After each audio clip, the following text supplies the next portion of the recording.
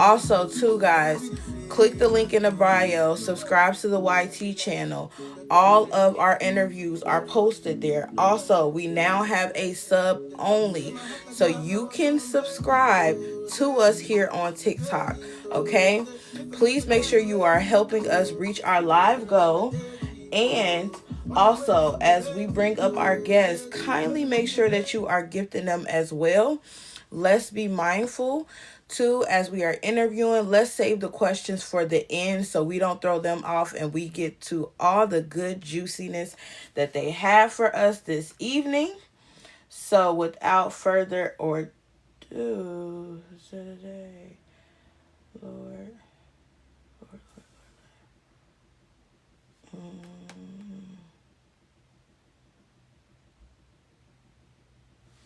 One second.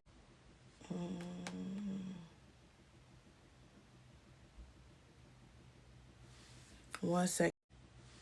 One second.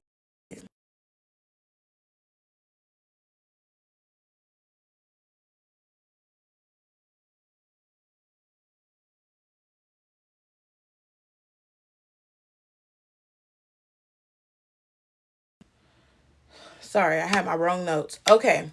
So, welcome in, guys, to another LDR to Forever live stream. Tonight, we are honored to introduce a couple's whose love story is as real as it is inspiring. On September 21st, 2020, a simple message landed in her inbox, quietly sitting in message requests. She waited 3 days to respond, hesitant to invite another international long distance connection into her life. Like many of us, both sides carried scars from past LDR experiences, so the intention was clear at first, just friendship.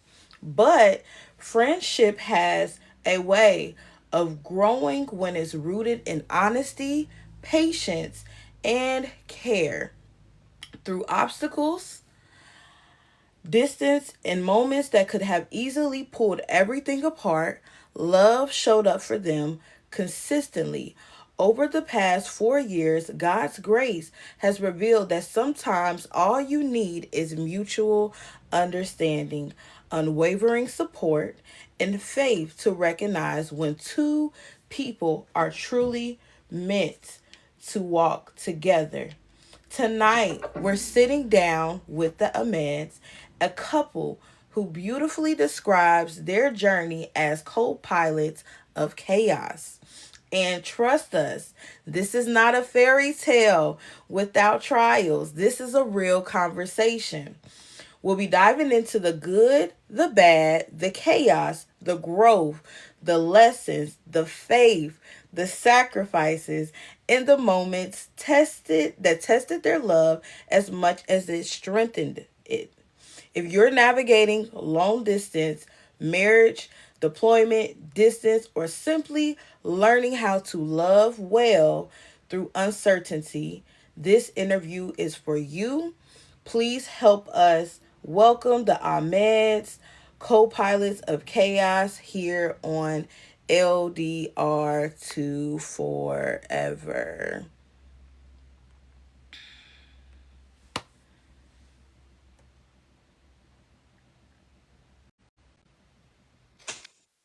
Okay, hold on. I just had to turn the camera.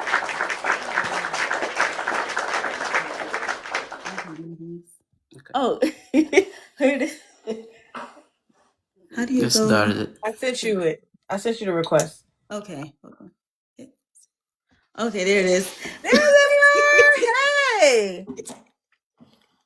We don't Welcome. we don't never go live, so we don't even know how it works.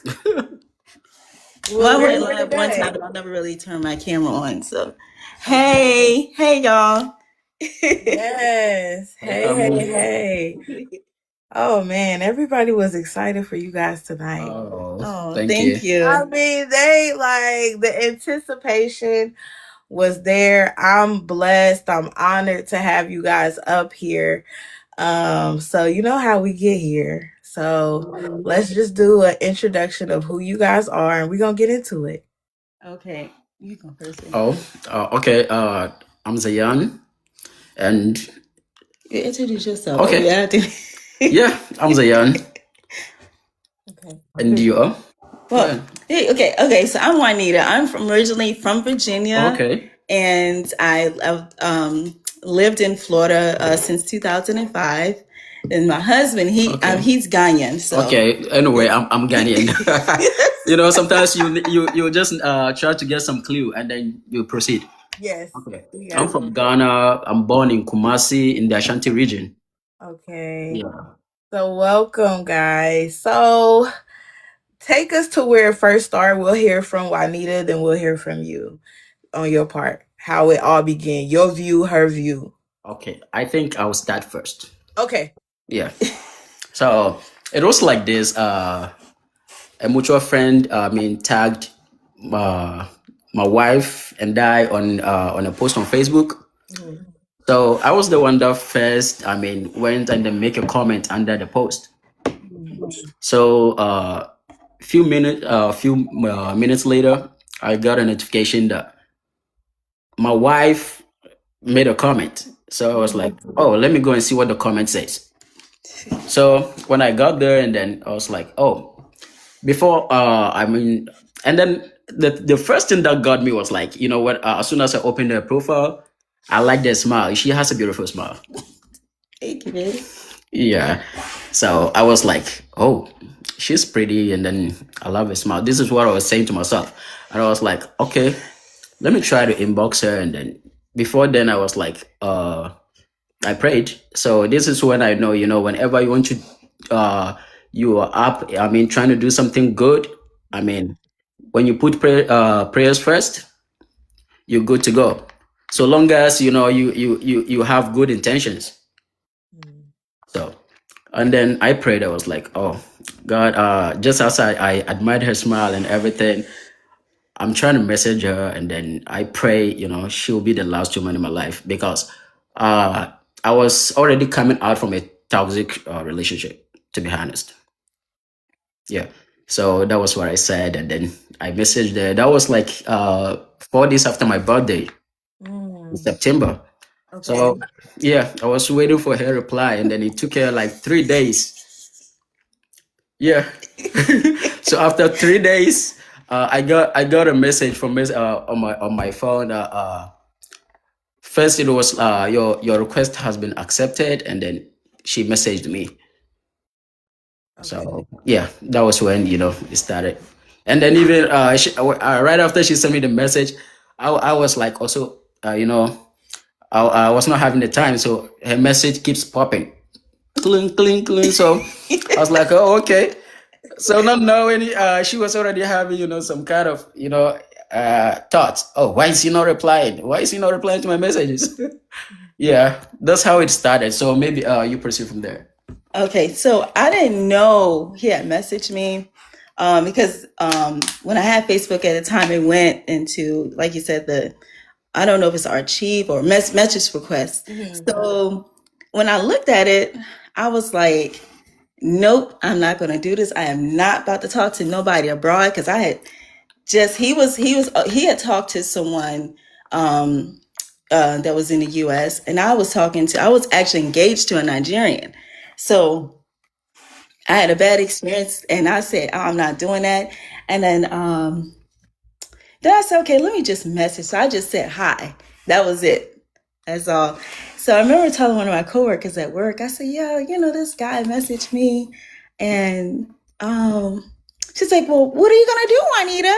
I was like, girl, I'm going to block him because I don't have time. So I remember sitting at work. I kid you not. I remember sitting at work, and I went to his profile and I got ready to hit block, but I ended up, they was calling me upstairs, and then I just left it like that. So when I got off work, I messaged him again. I said, well, you know what?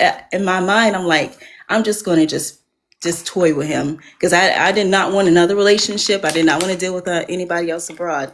And so we started talking, and then one thing led to another.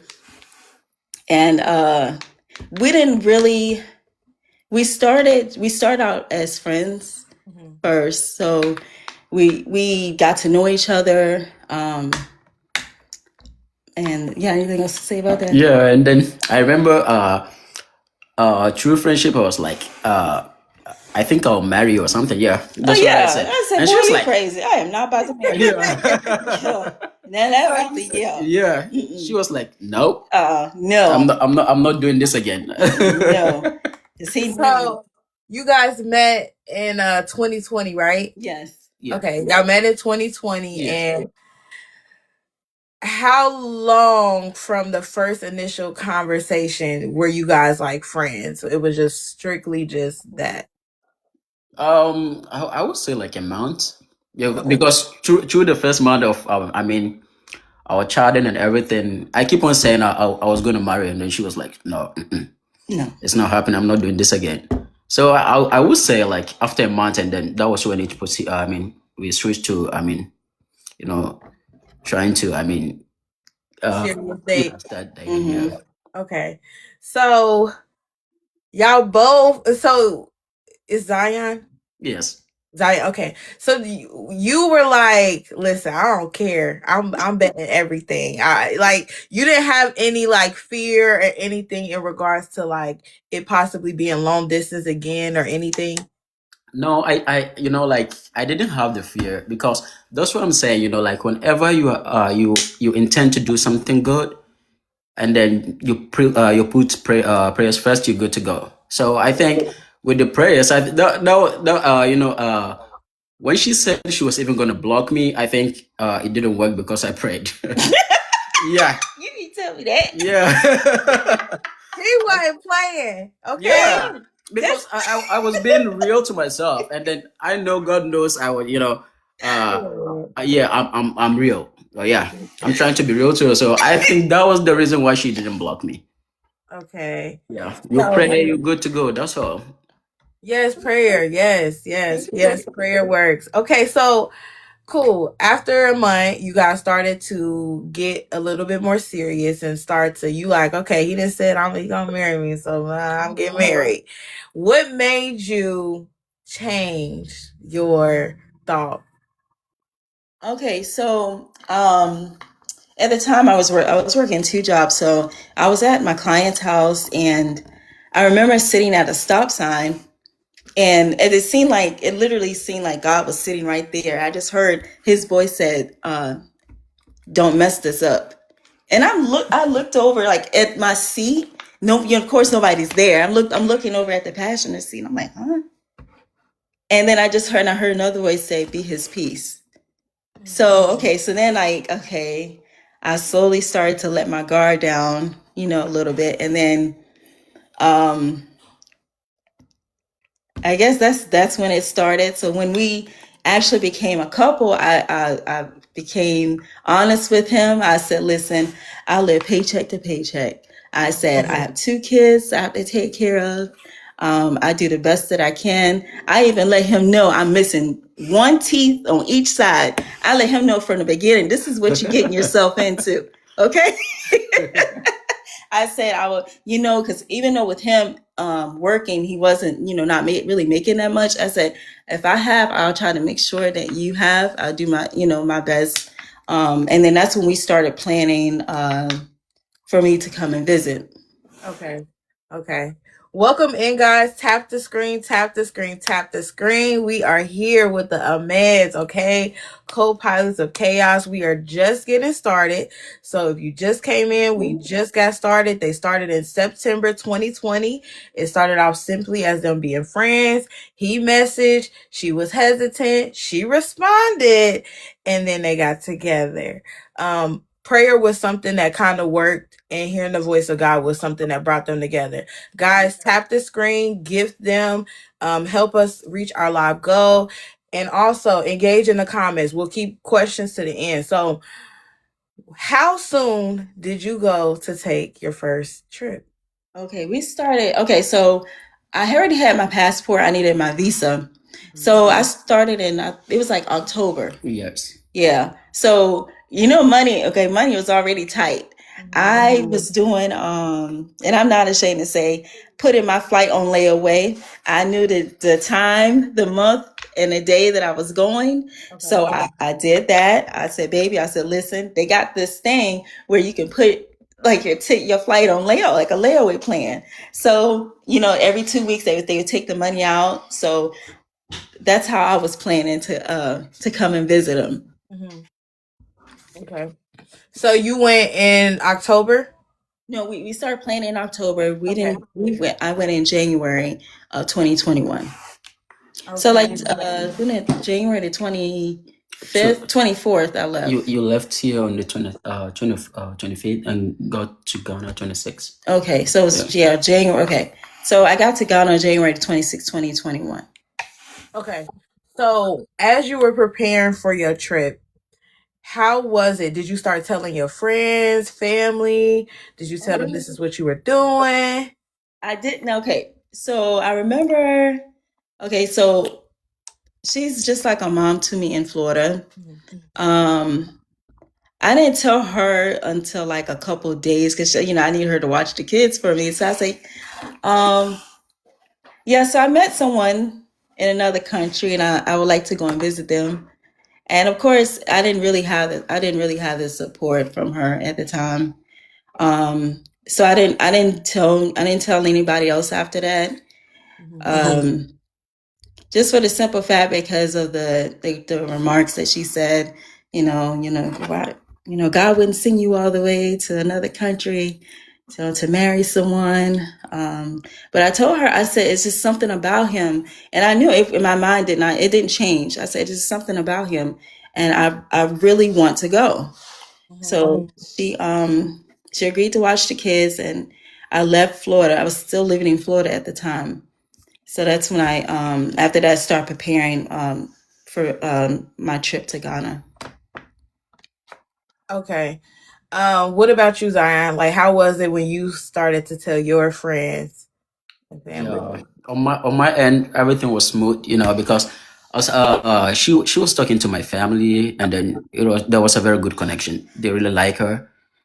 And one thing about my wife is she's a very likable person when when she comes close to you. She does things right. Like when she sees you the first moment, she does things, and then you be like, oh, she's very nice. So you feel like you just like her at the moment from the very first sight. So my family loved her. Everything was awesome. I didn't have problem on my end. Okay. But on her end, just her mom in Florida, it wasn't easy because it's not easy. It's okay, babe. Like, okay, Go ahead. yeah, it wasn't easy because she never liked me from the first moment. I knew that. Yeah, and then she's been saying stuff and everything, but that's what I'm saying. Like whenever you put prayers and everything, that is it all. Yes. My family love her. They really do love her.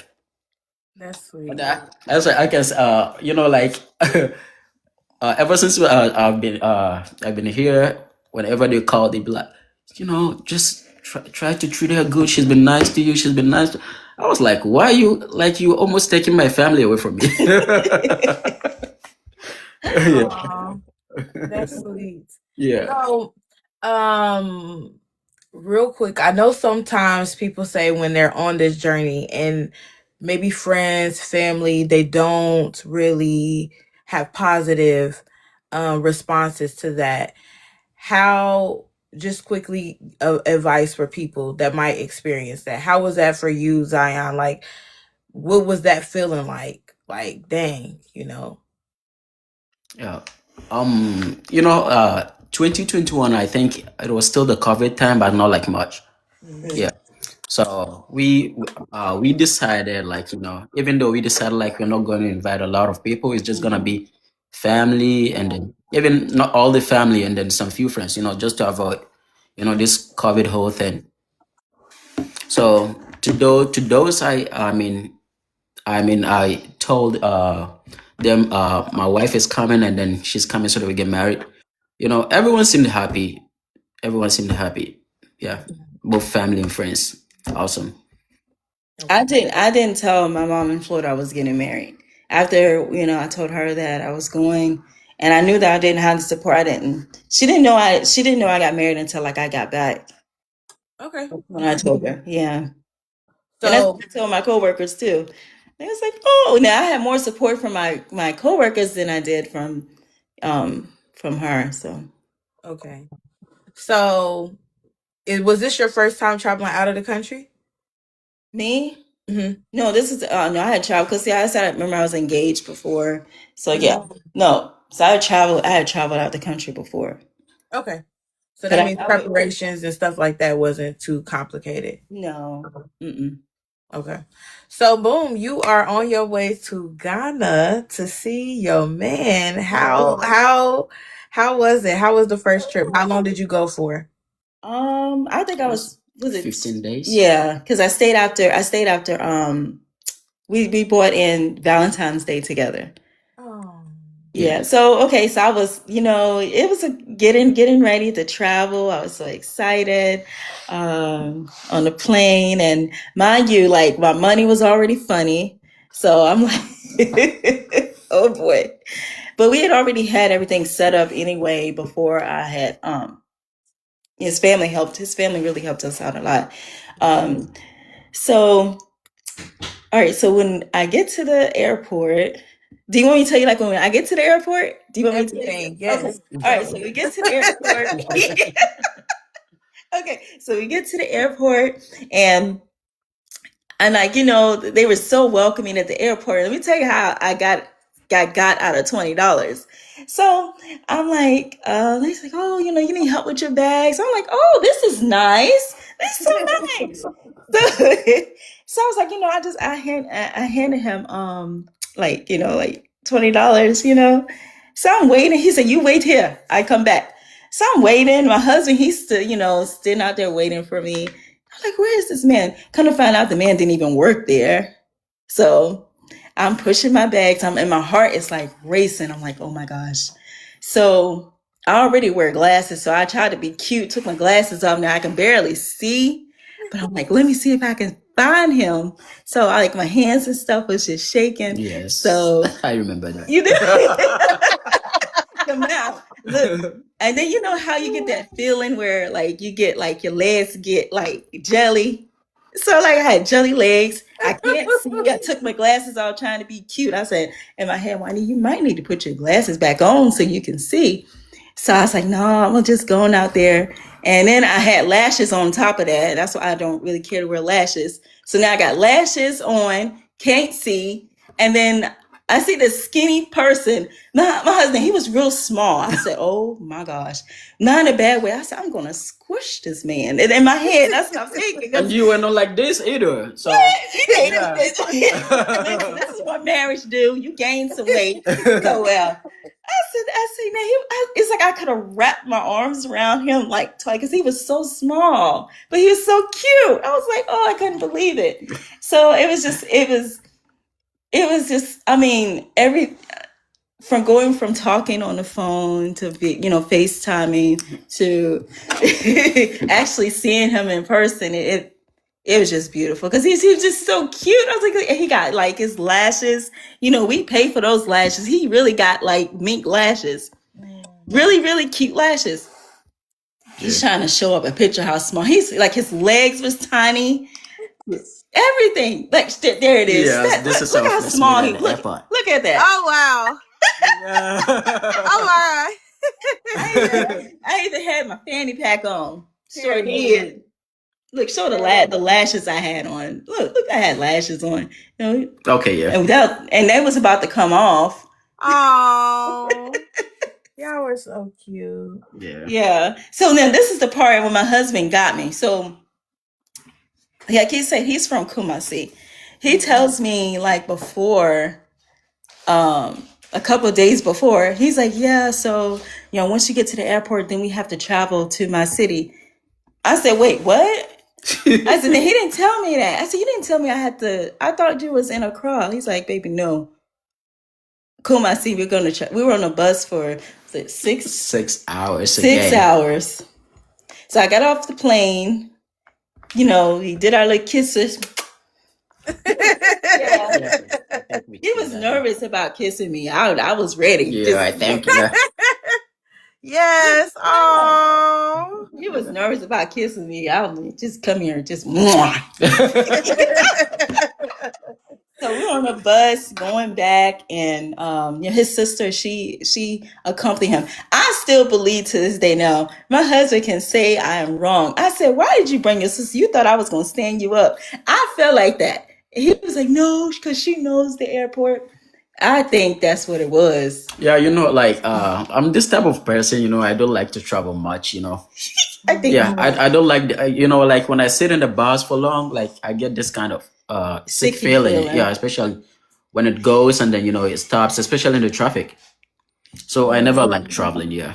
So I mean that was my first time being at the airport. Yeah. Okay. Yeah, that was my first time. So my sister basically knows everything because she's been going to the airport. Yeah. I So I still was like, believe he okay, thought I it's was. best we go together. Yeah, no, I still believe that he thought he knew I was real, but he didn't know if I was gonna like actually come. But in his mind, I just think it was like this, and I still do believe it. Am I wrong? Forgive me, baby, but I do. In my head, I still What? thought when you brought your sister. Oh no, no, that was the reason. That's the reason, that one I just explained. Yeah. Yeah. So, it's not even possible. How can you steal me in my own country? Yeah, I should rather be the one to steal her. Yeah, because you barely know anyone. You were here because of me. So how can you steal me? right. Yeah. Yeah, so we're on the bus. We're traveling back to the Yes. city, and my husband had to go to the bathroom. Oh, should I tell him that? So we're sitting there, and like he's like, "Oh, baby, I gotta pee." I said, "Well, what you gonna do?" Like I said, they can't stop, So I'm still like learning everything, and I was like, "I gotta empty water bottle." And this was us in the bus too. Yeah, that's us on the bus. Can they see it? Yeah, I don't know. I don't know. Okay. I don't know Yeah. if they can. It's a glare a little bit. Yeah. It's like Okay. Yes. We Okay. can see now. Okay, so we're on the bus, and my husband is like, "Baby, I gotta pee. I can't hold it." And I was like, "Well, I got a water bottle." So like I'm covering him now. Listen. No, I tried to speak to them. Are they able to stop? They were like, No. no, we can't stop here. That's okay. I got you. I couldn't control it Yeah. anymore. I said, don't you worry, your wife got you.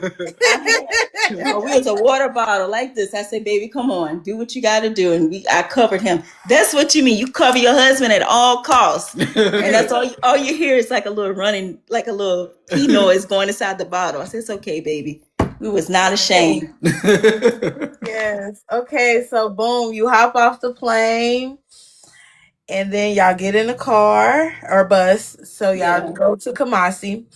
And what was the first couple days like in Kumasi? The family, like, okay, so we got there late to the hotel that we were staying at. Yeah, like around 11 p.m. So we was already tired. Excuse me. I'm sorry, my husband had cooked some rice balls and some agusi, so girl. Okay. Okay, so so the next day, put those pictures up there, like when we was at that thing. Oh, okay.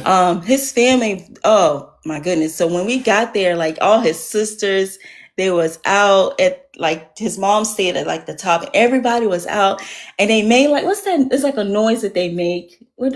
Explain the noise. Like it's like a No, it's like like when you are basically like it's kind of like let me say when you people are there is something going like either marriage, like yeah. excitement. Like excitement, yeah. It was so overwhelming because I've never had that type of love before. Because I'm adopted, so and being in foster I care. remember we did this before she came. We surprised her with this. Yeah, my first birthday. It's a cake. It's a cake, and it had on it "Bride to Be," JCB. Yeah. I can see the thing at the top, but it's a little bit blurry.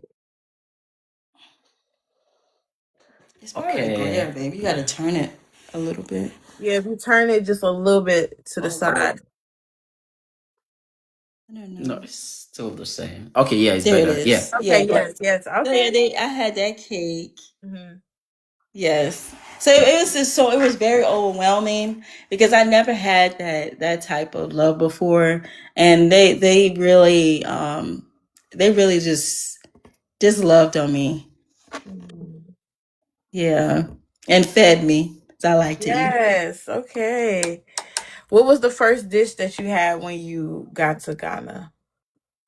Oh, you know what? It was 4 years. I'm trying to remember, and I Your, cannot. your, your mom, you said you wanted rice and stew. I remember mom made you rice and stew.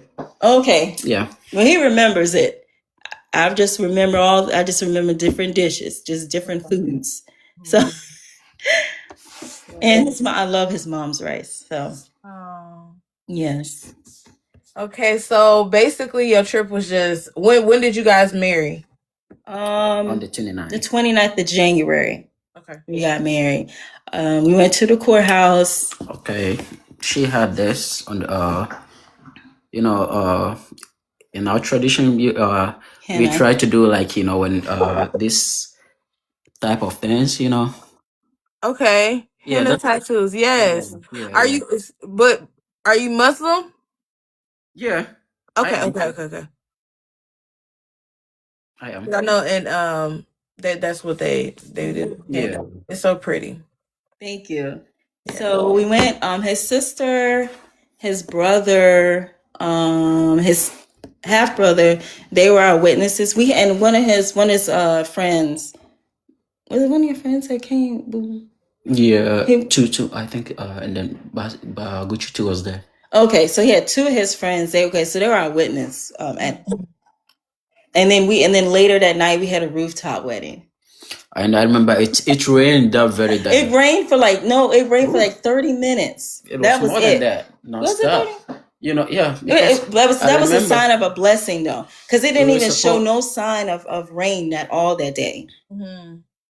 we're supposed to have the party, like at 3 p.m., but it ended. We started around like 6 because of the rain, 6 p.m. Oh, So everything like ended up in late. yeah, but it was still beautiful. My husband designed my wedding dress. Mm-hmm. Mm-hmm. It was pretty. I like it. We had three of them. Yeah. Let Yes, me see if you he can. helped me get ready for it. Okay, you can go ahead and. Oh, okay. So yeah, so my husband he designed my wedding dress.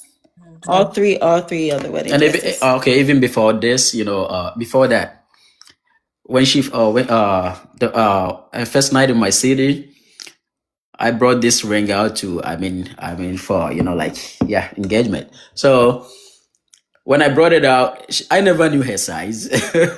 She never told me. Wow. Yeah, she never told me. And I told him, I Yeah. said, because we both I couldn't. just used my finger, and then not knowing we got the same finger size. Wow. Yeah. So she never knew. It was just like a surprise to her. Yeah. Period. Well, Yeah. that's good. And then he came out with it, and I was like, babe, you didn't have to, because I told him, like, we just couldn't afford it. And like I said, we didn't finish sugarcoat it. We really went into this with God, honestly, because we barely had it, literally. And you know how I knew when with my husband. Okay, so with the bride price, you tell him about that. Like, Yeah, I paid the Islamic thing. When you are getting married, you have to pay like a dowry or a bride price. Yeah, so I paid a bride price, which was like I paid 200 cities here, even though she never accepted it. I gave it to her. She was like, "No, you no, keep I'm it." like, because I didn't know. I didn't want. I honestly, I was like, when we went back to his mom, they handed me. I was like, what is this? And they said this. I was like, no. I told him. I said, well, we have together. I said, so, we Yeah. spent that together. That was us. That was us. I didn't believe in that. He did, but I just felt like, I'm your wife. I feel like you don't have to buy me. That was enough. And then going back to the ring, when he came out with the ring, I didn't even know that he was getting me a ring. So I said, when you get to the States, then we would just get a ring. That's how I felt, So this was us, signing. Oh yes. We both were looking smart. It wasn't just me. I tell you, we sure put on some weight. Let me tell you. So I remember, it's happy weight. yes, Yeah. I remember how I knew like I can get through anything with my husband because like we were going like our funds started getting small. We were getting limited, and I was still waiting to get paid for my job. And my husband had what he had, and I remember him sitting on a bed, and I watched him count, the money. He said, "Okay, baby, this is what we have. We had like some chicken. His brother had gave us, so we had that. Not saying like we were hungry, but we were just looking at like I still got like a few more weeks here, and still waiting for my next check to hit my account. So, but when I watched my husband count that money on the bed, and it just really just did something to my heart because I'm like, wow, he's giving, showing me like, don't worry, I'm gonna make sure I take care of you. So that really did something to me. Yeah, this was ours too. Okay, let me see. Oh yes, I see you guys. Yeah. Yeah. This was right after the coach wedding, so we were trying to hang out around. Yeah. Yes. So, how was it? Are you both Muslim or? Oh no. Okay. So when his dad asked one time, and like we were trying to go over getting everything prepared for like the wedding, and he says, "Are you converted?" And I said, "I most certainly am not." He never asked me again, and we've been married 4 years. Period. Yeah. But, the reason is, per the Islamic rules and stuff. So a Muslim man can marry any a lady from any different religion. Yeah, it's cool. So that's why my parents even supported it. They're good and they like it. Yeah. It wasn't on my end though. I had a lot of backlash. I did. I had got a lot of backlash. But we'll get into that when you get ready. Okay. Let her. Go ahead. Yeah. So, because a lot of people, like some people, right? You have hit or miss with it. You know what I'm saying? I've seen so many, especially on like social media, regardless of LDR. I mean, you see the dynamic. So can you guys talk to us about it? Talk to us about initially when you both found out about each other's faith. How was that conversation like? My husband. I think I remember. Yeah. Go ahead. Yeah. When we found out, sure. I remember you asked me like you also pray like God to show me the way, right? Oh yeah. I pray for him, and I anoint him. Sure do. And still get anointed. Yep. I know what God is able to do. I am not worried. We'll have another interview.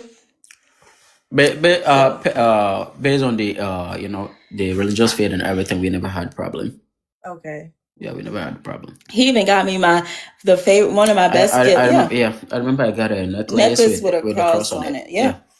Now, which Muslim gonna give you a necklace? She never knew I got that. Didn't even know. Yeah. Best gift, and then I messed around and sucked it up in the vacuum cleaner. I still got the cross. Just the necklace part is gone, but I still got the cross. Still got it. Okay. So, you guys he gave you the ring. You guys got married. You tried different dishes from his family. His family was welcoming. Was there anything else that you did while in Kumasi, or was just kind of just family getting married, getting settled with each other, and preparing to come? I remember, she got to Kumasi on the 26th of January. So the next day, that was when we had the henna thing, and then on the next 2 days, which was the 29th, that's when we got married. So basically, like she didn't have enough rest, so I had to let her rest for yeah. And then I remember I took her to the Meshia Palace. What's that? Yeah, it's they have like historic thing about the kinship what is it called, in the Ashanti region. Mhm. The king ruling, basically from where it started till now. They have everything, like it's just like a museum. Okay. Okay. Yeah, yeah. You go there, you get to know a lot of history, like how it started until date. Yeah, Okay. yeah. So this is it too. Let me see. Yeah, this is Menchia Palace. Okay, It's that's the outside of the palace. yeah, Menchia Palace Museum. Okay. Yeah. Yes. Okay. So they have all these over there. If you want to purchase anything African, you can get it. Okay. Yeah. She learned a lot. Yeah. Hmm. And I can't fit them jeans no more. I tried it. Yeah. They said no. So this you see, Okay. yeah, Yes. because we have this warrior, like yeah, she's we call her the Ya Asantua. Yeah, she really did well in fighting to gain the Ashanti region, the Ashanti kinship. Okay. Yeah, it was a lot. So it's just a lot. We learned a lot over there. Okay.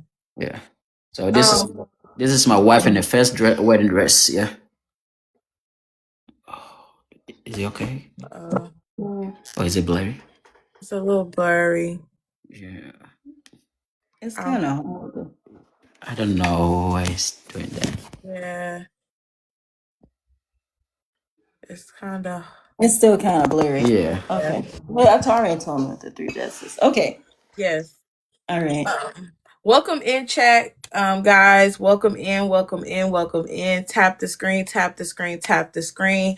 Let's support our live gift goal, guys. Let's gift our guests as well. We are doing a live interview with the Amans. They are telling their beautiful love story of co-pilots of chaos. It started with them September 2020. They started off as friends. After friendship, they started talking into seriously dating. After seriously dating, um, she planned to make her trip in October 2020. By January 2021, she was in Ghana. Okay. He proposed to her. He gave her a ring. They got married. He designed all her dresses. Y'all, he didn't even have her ring size, okay? He was walking on faith, okay? He ain't have that ring size, but the ring fit, okay? And it started all off with him. It started with prayer, and with her, it was hearkening to God's voice, okay? And we are now in Ghana, 2021, January. Now we close to February now because your trip is coming to an end. And That's how are you coming. feeling? Oh, that let me tell you, I cried. I did cry when it's time for me to leave. Mm-hmm. Yeah, it's because it went by so fast, Yeah. and I don't even know what to really say. I just know I cried. But before she left, we had our first, what is it called, Valentine's Day. Yeah, we did celebrate Yeah. Valentine's Day together, so that was She awesome. left the day after. The 15th. Yes. So this was her second wedding dress too. Okay, yes. That's better. They were saying try turning down the screen. Yeah. Okay, Thank you. I think let me see. This was the first. Okay, yes. Yes. Mm-hmm. And then let me see. I think I saw the third one. Yeah. This was the third one too. He designed all those. Wow. Yeah. And then Yes. I made sure I got a lot of those. Yeah, to travel back home with it. Yeah. Yeah. So it was time for me to leave. I didn't want to leave, Mm-hmm. but I had to get back home. So get back home, and I we were hoping that I was pregnant. Yeah. Then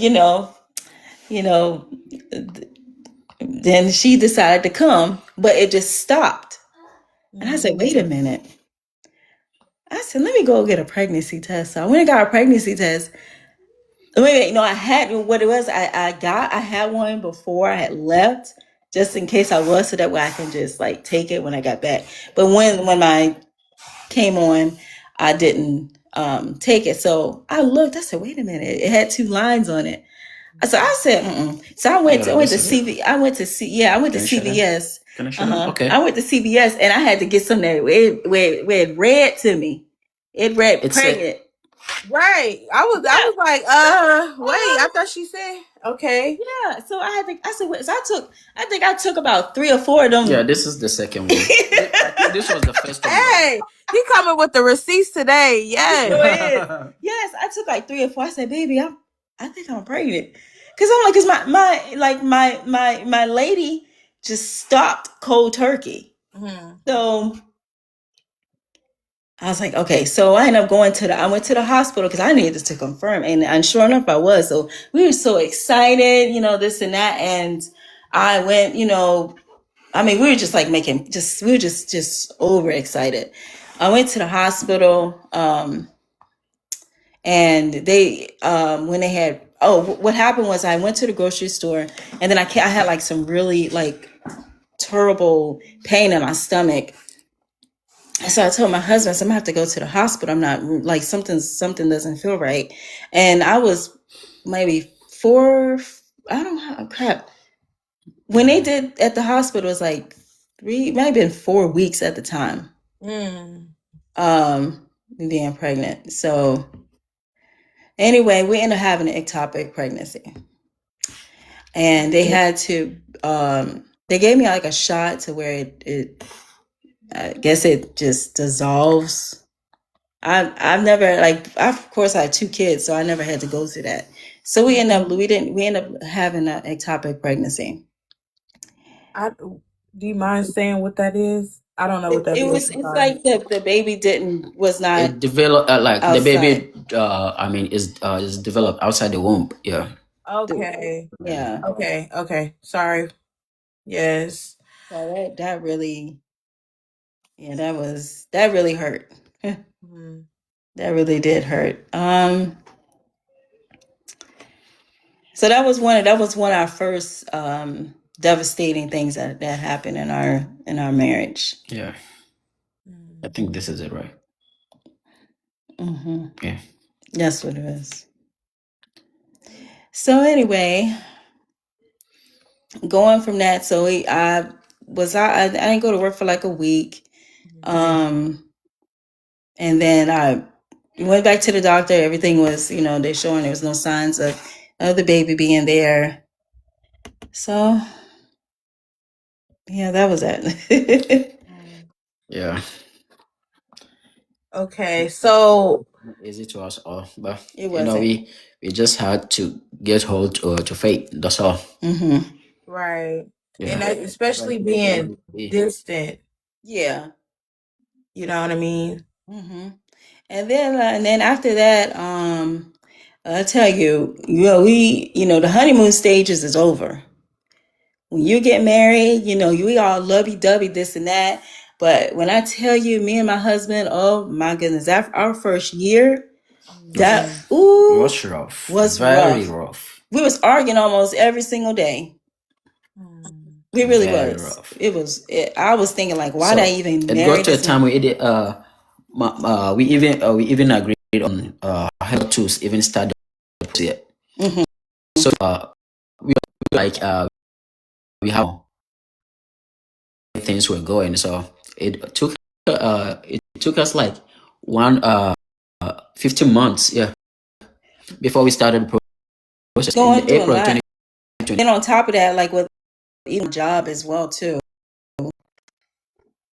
So do you think that, or do you guys think that the disagreements were happening because you guys didn't know each other as well? It was on my side. It was because I allowed people to get into my ear. Yeah. I was seeking validation from. I always been the type, because I love people so much. That's just me. I've always been like that. I don't know why I am like that, but I love people, and I was seeking just confirmation and validation from my mom to like him, but with me, you're a Christian, and he's a Muslim, and we've been praying. It's a difference when you have people praying for you and really praying on you. Mm-hmm. So it got to where I almost I had even spoke of getting a divorce because I was listening to her. I had too many people in my ear. I really did. Too many people in my ear. I'm like, I'm like trying to please them and trying to please my husband at the same time. Yeah. And I remember I did all that I could, He just did. to win her mother's heart, but to no avail. I remember when she first came and she was even leaving, I got this for her mom. Yeah, he did. Yeah, I did everything. He did. Yeah. And I really do. I put the blame a lot of It that got to on myself. at a particular time, like she will claim like she loves me. When I talk to her, like I'll feel the love, but at the end it's just something different. I remember the second time my wife came, we really had a rough argument, very rough.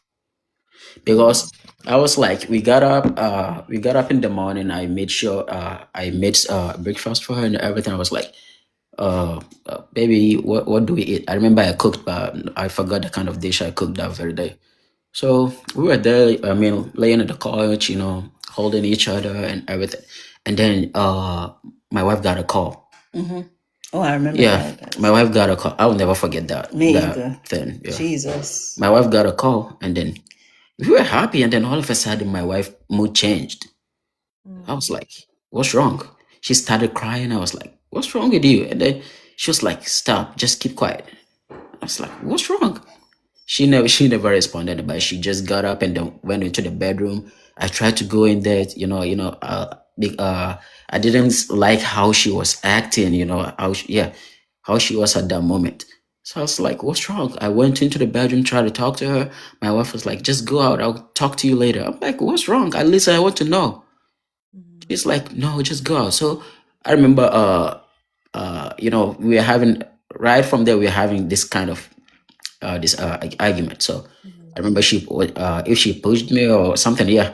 And then I came out of the bedroom, and then she locked the bedroom. Yeah, because she with my mom, she called and she's like, oh, such and such wanted to talk to you. And she's like, well, God showed her this and that. So in my mind, if someone say God, I'm like believing them, about this, about my husband.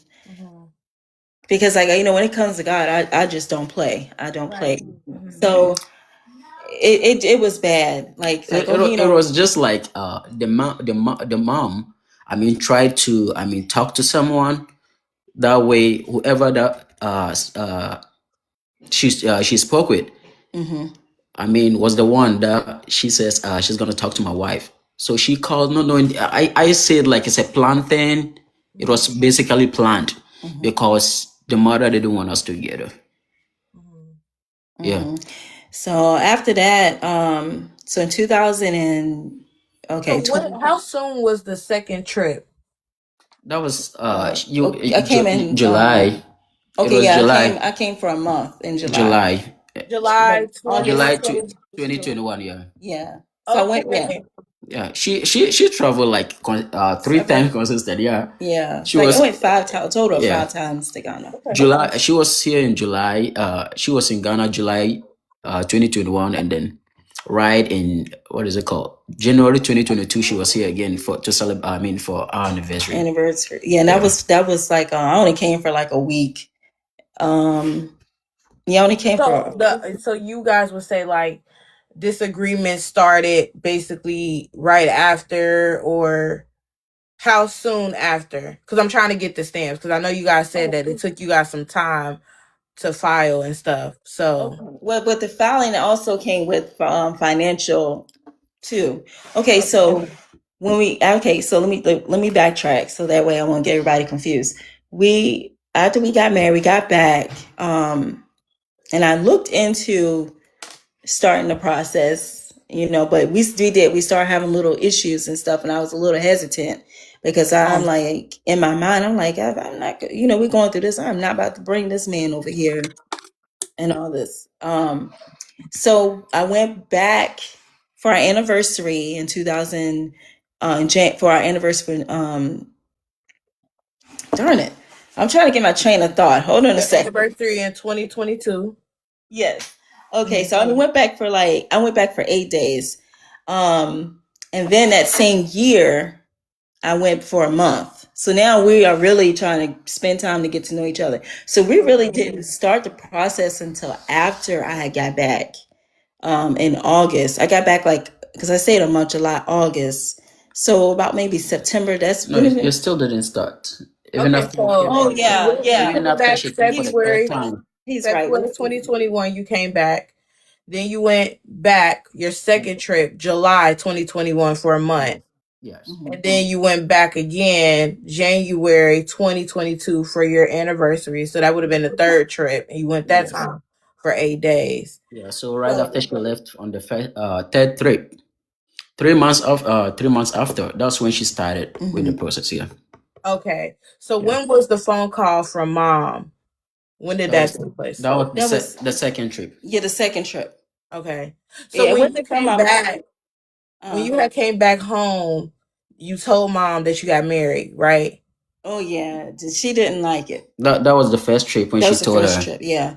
Okay. And then even when I told her I was pregnant, and she just looked at me like, And it was one of the reasons why my wife moved from Florida to Georgia here. Yeah, because a lot of people were trying to get into her head, African men are this, African men are that. And then overall thing, her mom too was saying a it was lot. too Yeah, much. so it was just too much for her. That was when that was why she moved. I picked everything up and Yeah. left. Moved in my car. Period. It's Yeah. and we slept on air mattresses and ate raviolis.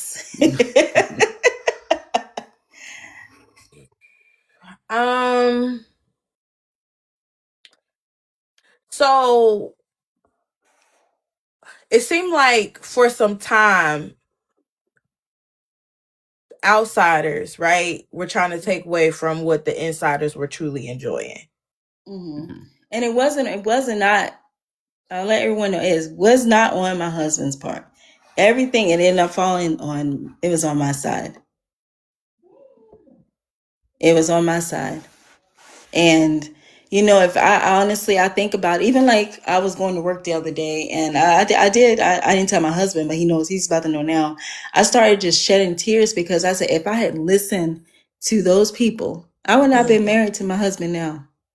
That's something I had to really forgive myself for, because it bothers me. It really does bother me. And every time I think about it, because he really didn't, I don't like to I don't want to boost anybody's head up. I don't even boost my kids' head up. But my husband has really been the calmest through this whole process. I can't even see how he put up with me half of the time. Some of the stuff that I put him through, just because of just listening to other people. I just seek validation. That's always been my problem, just coming up and, being in foster care. I try to please everybody. And that's what it was. I'm trying to please my husband and trying to please other people too. And, he was getting the backlash of everything. So when did you pick up everything from Florida and go to Georgia? So okay, I moved here in 2000 August 24th. I arrived in Georgia 2022. Okay. So that was after your fourth trip, right? That was the third trip. That was after my third trip. Yeah. And I remember I was in my kitchen, like I was just tired. And then on top of that, I'll just be honest. When me and my husband first, one of the other reasons too why I was kind of slowing down, took my time, because I was on Section 8. I was on Section 8 for like 5 years. So I remember standing in my kitchen and I was like, God, I want to get off Section 8. I want to be able to support my husband without a sponsor, because I knew for a fact I was not going to have somebody help me sponsor him. I just knew it wasn't going to happen. So I was like, I want to get off public assistance because I was on food stamps. I was on Section 8. When I met my husband, he knew all this. I told him this from the beginning. And then, I was comfortable. And I just remember telling God, I wanted to get off of it. I want to get off of it. And I just heard him just plain as day. He said, you're going to go through some things, but it's going to happen. I ended up getting hired at my job while I was still in Florida. And by the time I made it to, started working, I was making way over what was required to bring them here. So I'm telling you, when God says something, it always comes to pass. It always comes to pass. I didn't need a sponsor. I didn't have to ask someone to help me sponsor him at all. I did go through something. Yeah, financially, yes. I got hit real bad financially. But it was worth the struggle to get him here. Yes. Welcome in, guys. Tap the screen, tap the screen, tap the screen. Y'all better be tapping that screen, okay? They getting into it today, and I think everybody's appreciating the transparency, because sometimes you find yourself right in the LDR community, and sometimes people will say, "Oh, if you're not financially this," or "Hey, if you this," We and did not have it. yes, and we're I'm hearing the just being story. honest. We did not have it. Listen, I had borrowed money. Even my husband, baby, I know he didn't want me to borrow. I borrowed money. He didn't know that I did borrow money from people. But now, I'm sorry. Yeah. Borrowed money just so I can make it. Even living here in Georgia. Like it, and even my mind, I'm like, well, you borrowing money and you trying to bring this man. I had many thoughts in my head. I really did. But so you were like, I'm not taking it no more. I don't want it no more. Yeah. I don't want to deal with that. You got yourself to a safe space that helped you be able to evolve, even though you went through some things. What did you tell people that was your move? Did you tell them that's what you was planning to do, or you was just like, I'm out? Well, okay, so once I found out, well, I had a cousin that does stay here in Georgia, but we don't, really conversate now. She helped me, look for a place. So I ended up already had a place, but let me tell you how this worked out, because now my credit wasn't all that good. And that's another thing I told my husband. I said, now listen, my credit ain't all that good. Now it definitely got better now. I said, so I'm working on my credit. So I did let him know that. So I got approved for it. Well, I filled out the application for the apartment, and they called. Well, I kept calling them, and I'm like, I didn't hear anything back from the place. And so I called. I said, yes, I'm just calling to check on my apartment. They said, well, you didn't get approved. So my heart sunk. I'm like, what am I going to do? So I'll call back again, and she's like, okay, at the apartment complex. That will nothing but God again. I packed everything up in my car, everything in trash bags, no suitcases, trash bags. I threw away a whole bunch of stuff. And me and my kid, now I had to end up staying at my mom's place for like 3 days. I didn't want to. So I had to stay there for 3 days. And I remember 2:00 in the morning, my deposit had hit. I said, y'all, told my kids, y'all get up, let's go. We got to go. We got in that car. I started that car and took off to Georgia. And how far was that from Florida? 5 hours. Okay. Yep. Literally we had nothing but our clothes on our back. I gave up everything, and then I remember someone telling me, why would you give up your Section 8 and this and that? And people don't realize, when you have been I've been a number in the system since my adopted mom passed away. You just become a number.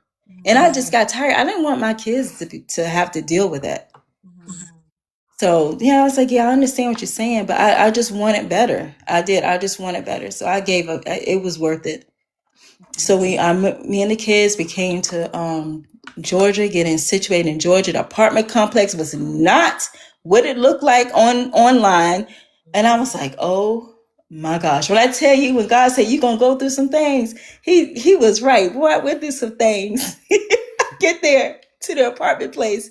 So we get to Georgia, and where the GPS was taking us. I was like, oh, this is nice. So I'm asking someone, I said, where's the office at? They say, no, it's down there.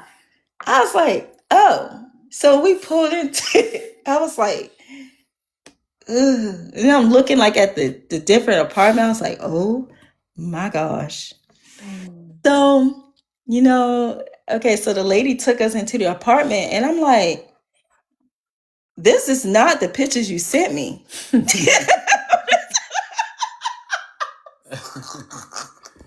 She's like, what do you mean? I said the pictures that now this, I can get I can be a little nice nasty. I said the pictures that came from your office is not the pictures of where we're supposed to be staying. She said, I don't get it. I was like, do you see? I said, the pictures that you sent me, this is not where we're supposed to be staying. I sat on that floor and I cried. I literally cried. I was like, I was like boo-hoo crying. I was like, and then it had roaches on top of that. Like I seen roaches. And I called the office. They got tired of me that day. I said, do you see this? Like, I literally was seeing roaches. So they had people. I went through some things. I tell you, I went through some things. So, mind you now, we're in a brand new place. Not new. We're in a brand new atmosphere. I already had my job, so I was supposed to start the job, but I didn't start it like I was supposed to start the job. It was just a lot. Okay. So, when did you start the filing process? Okay, she started April, I think 2022. 2023. No. We moved. No. Okay. Let's take that. You started We started the process when I was in Florida. Okay. Yeah. Let me take that back. I'm sorry because it's been that long, and we're trying to remember. We started the process when I was still in Florida because I was working a contract job, so I thought I had the money to really get him here. So we started the process when I was in. We got approved with the paperwork that we had to do. That was in 2023 because it took them a year to approve it. Okay. Yeah. So she started the process at on April, I think 2022, and we got approved a year after. Yeah, that same month. Yeah, so which is April 2023. So I started it while I was in Florida. Then when I moved, I stopped because financially I couldn't finish right away. Okay. So once I moved to Georgia, then I started working. That's when I was able. It took us another year just to start with the MVC. Yeah, I mean submitting the document, paying the fees, and then submitting the documents. Okay. Yeah. So right after approval, 2022, it took us a year, which we started with the MVC in 2023. Okay. Yeah. Okay. Welcome in, guys. Tap the screen, tap the screen, tap the screen. We are here with the Ahmeds. They are sharing their beautiful love story, co-pilots of chaos. Okay. It started off for them in September 2020. They started off as friends. He sent the message. It took her about 3 days to get back to him. And they started off as friends. They were getting to know each other. He was praying. He was like, God, this the one. And he was letting her know as well. But she wasn't rocking with it. But eventually she heard the voice of God tell her that, baby girl, okay, get it right. Be his peace. And I want his peace. Trust me. I was not his peace. Yes. So October 2021, they started preparing for her to go to Ghana to meet him. By January 2021, she was in Ghana. He gave her a ring. He didn't even have her ring size, y'all. Didn't have her ring size, but the ring fit. He also dressed her very nice, 3 dresses he was able to dress for her for their wedding. So her first trip, she spent 15 days. She got married. His family welcomed her. Um, After her first trip, things started to get just a little bit kind of shaky for them with outside noise, people trying to come against what God brought together.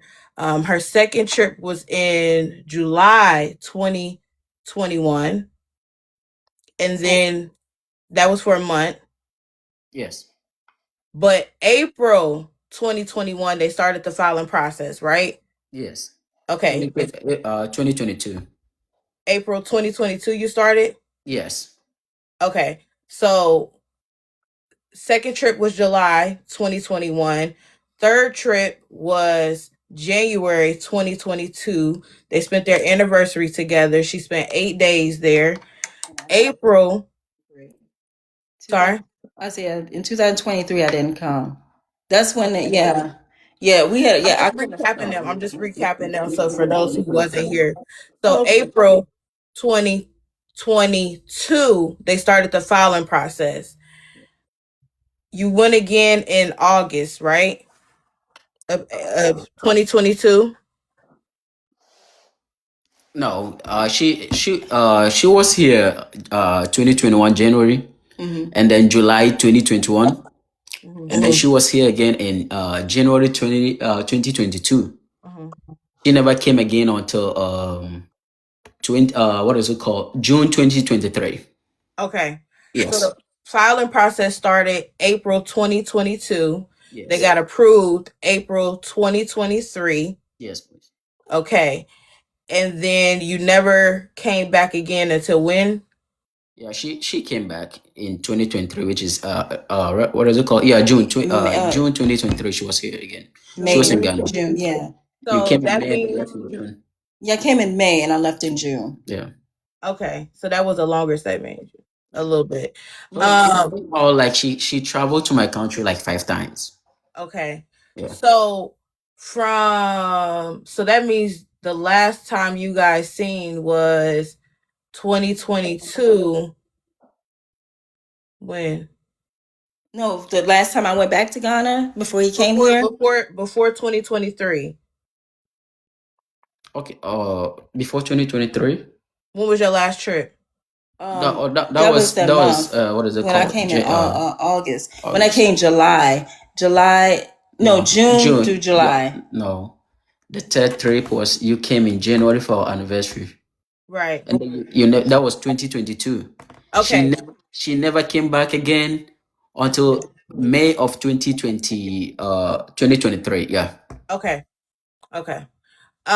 So that was some time apart. Yes. So how was it staying in communications, staying connected, navigating, traveling, moving to a whole different state? You know what I mean? Did things start to kind of clear up for you guys, like with the communication? That rift raft was kind of stopping, and you realized what the issues were. Okay. Once I relocated to Georgia, it was a lot better because I had even stopped talking to my mom. Once I got to Georgia, I stopped talking to her for a while so that way I can just get myself together. Yeah, so it was a lot better. I mean, we had our disagreements, but it wasn't as how it was when I was in Florida. Okay. Okay. I think I remember one reason, I mean, why we used to have this kind of disagreement is, she used to join this kind of groups. Yes, like basically like what was the name? Like women from America here, yeah, the state here. Okay. Yeah, Like yeah. women's groups, like connecting Yeah. LDR Yeah, women together. yeah. So you Like see certain things that certain go on in things, yeah. groups, and then I go back to him. She'll be thinking like, oh, Is he doing it? this lady is going through this with her man, so maybe like I also do same. Yeah. Yeah. I got out of that, and that's one reason I got it. We chose to let Facebook go, so we don't even have Facebook. Neither one of us have it. And that you got to have a peace of mind when you're in a relationship. Because if you don't got that, you don't have anything. You got to have a peace of mind. And it's just it's just when when you're in the groups and you see certain things that goes on in other groups, you see, like, I'm thinking in my head, well, why my man ain't doing this for me? Mm-hmm. Why is he not? So yes, I am looking at him a little sideways.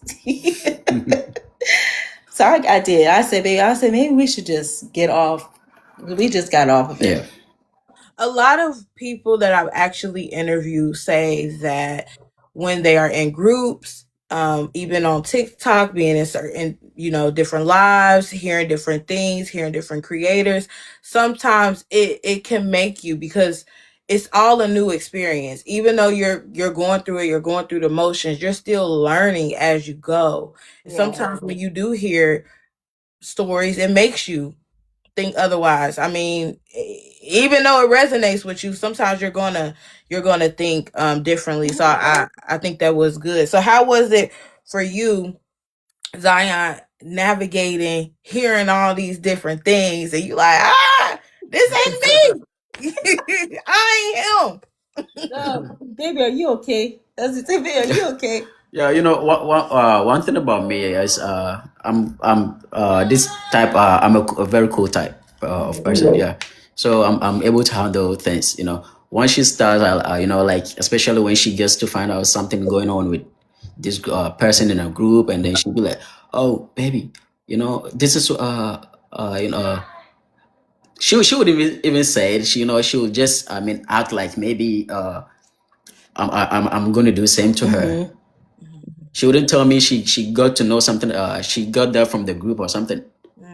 Yeah, she will just put herself in the position and then try. And then I tell her, baby, every other person is different. Yeah, and then I keep on reminding her, right before I message you, I remember I prayed. Okay. Yeah. He said, I sealed it. Yeah. Me and God, we already got this agreement. It's me and you. Yeah. So So it was just a lot, but through God, we were able to overcome everything. yes, amen to that. So we in 2023, and you are on he got approved, and you're on your next trip back to go see him. How was that? How was planning? You hadn't seen each other in some time. I think when she came for the third time again, I remember you were pregnant again, right? Oh yeah, Yeah, no, this is 2020. We got, was it 2024? yeah, last year I had a miscarriage last year. Okay. Yeah, she was pregnant again. Yes, it started at work. I had a miscarriage. So And like this was after that trip, the 2023 trip. yeah, after the 2020. No, okay, so 2024 when I went back. Okay. Well, So okay.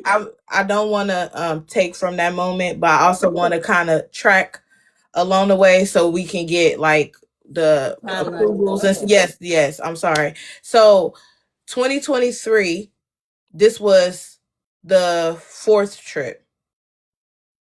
Yes. Yes, that's the Yes, yes. that was the fourth Okay, trip. so this is the fourth trip. This is the trip after the approval. Yes. Did we put any paperwork in once he was approved? So once we were approved, in 2023. So she didn't start again until the next year, which was 2024. because that's when I filed my taxes. Okay. So and that's when everything. I think she did that March 2024. Yeah, that's when everything started coming together, because then I knew I had that extra money. Okay. Period. So, your fourth trip, you're going back. You guys hadn't seen each other since 2022. No, How? No. go ahead. Okay, so I'm saying, how is it? You seen your man? You seen your woman? Oh, I mean, it was good because we're only able to see each other like just on video. Yeah. So, but to actually touch him and stuff, and and him he was just looking so delicious. When he picked me up from the airport, when we got to like the Airbnb, he had like sticky notes on the. Oh yeah, I forgot about that. I didn't forget.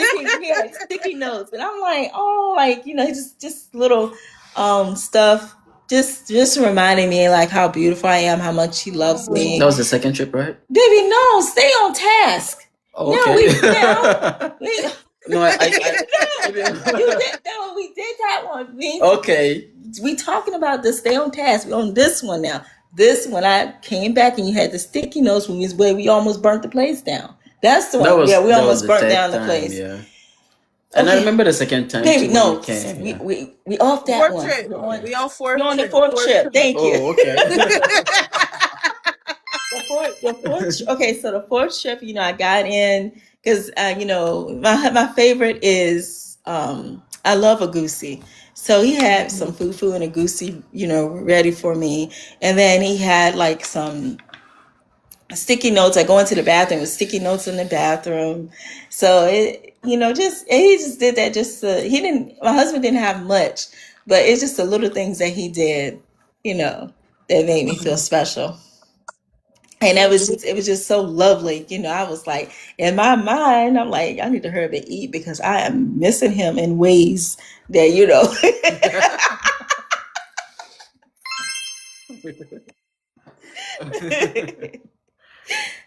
Okay. So your fourth trip, how long did you stay? I always stayed a month. Okay. I stayed a month, yes. Yeah. I stayed a month and then I got back.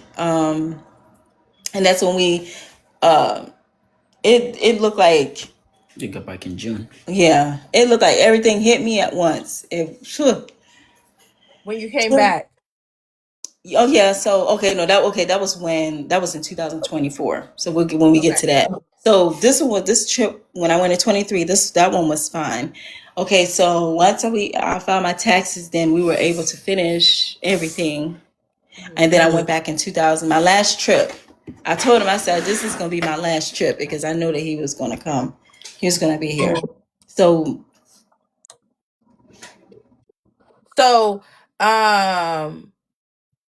what did you said you filed taxes 2024 and then what was the next step of the process that you that's when we finished everything, like everything we needed. My husband, what was when I filed? Okay, so when I filed my taxes, that's when we did with the MVC. The MVC, because the MVC stage. Whereby she has to pay the fees and then submit every documents. We both will submit, yeah. Oh gosh, that was something else. Let me tell you, and I was getting frustrated with my husband because I'm sitting there, I'm trying to read. When you're going, when you're reading that paper, that stuff, it makes you sound like you slow. Cause I'm like, and I'm talking to my husband, and then like his connection keep acting up, and I'm getting irritated. He said, "What's the question?" I said, "Baby, listen to what I'm telling you." So then now I'm like getting upset with him because he making me mad. So we submitted all. I think these are the sticky notes. If they want to. He wants to show you the sticky notes. This is the sticky notes he did. Oh yeah. Okay. Period. Yes. What they say? Read them out loud to us. Okay. Read us the okay ones to read out loud. It says. Okay, well, I think I don't think there's no spicy ones in here. Okay. Only spicy. You see, it's just the mirror is fogged up. Yeah. It's because.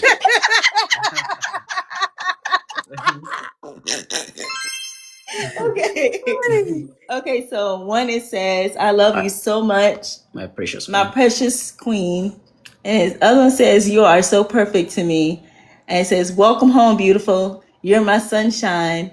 What's that one? You're the only one. You're the only one for me. Yeah. So. This one you cut off.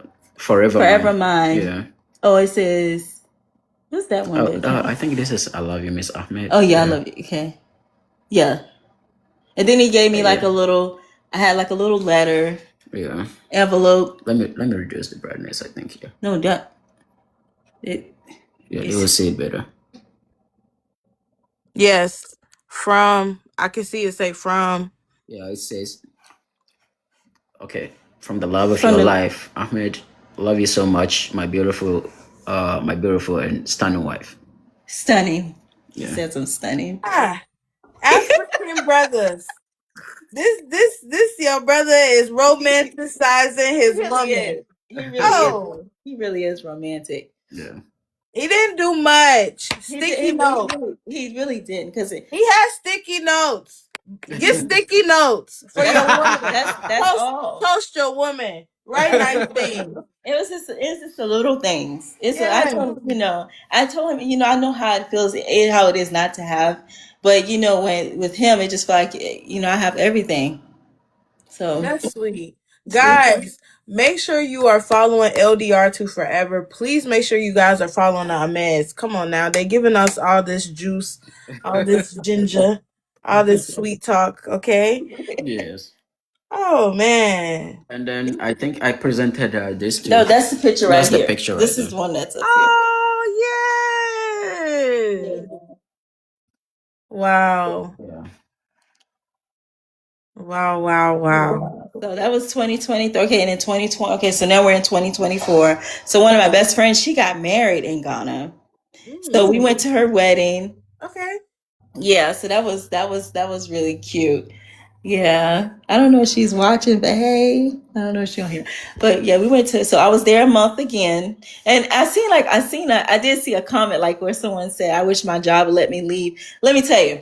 So when I moved to Georgia, in Florida, it was different. So because they knew, I was in a long distance relationship. So in here, they was like, I remember asking, like I'm leaving. I always travel. This is what I said. I always travel, to Ghana and always go for a month. And they was like, "Oh, we can only approve you for 2 weeks." And I'm thinking, 2 weeks to take a day just for me, just to basically get there. So I went to the big person. She's like, "Sure." So and that's it. So Yeah, that was the wedding you attended. yeah, that's my friend's wedding. Yes. Oh. That's me right there in the red. Yes. Wow.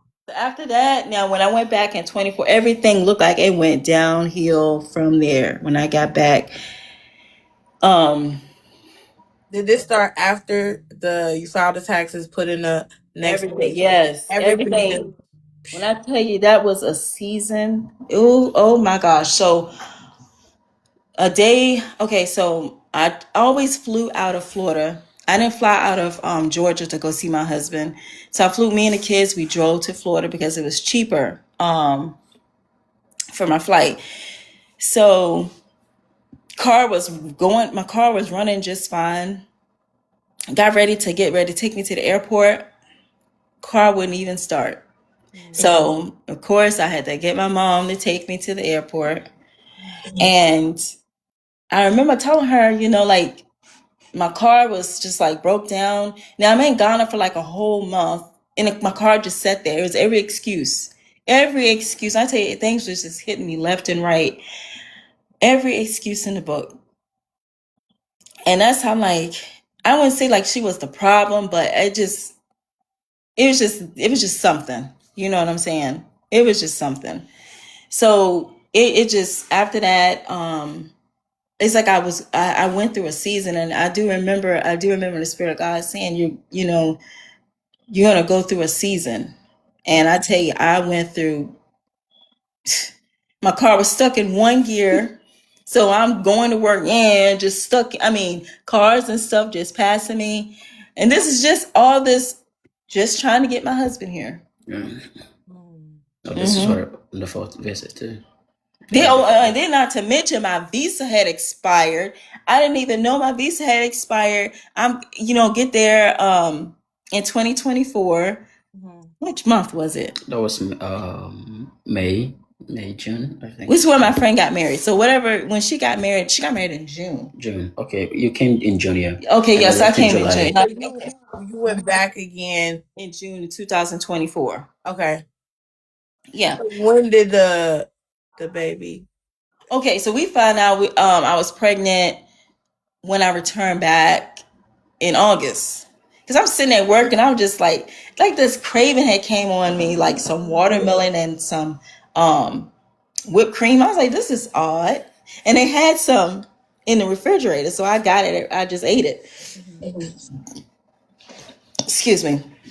So I said, let me just take a pregnancy test. Yep, and come to find out I was pregnant.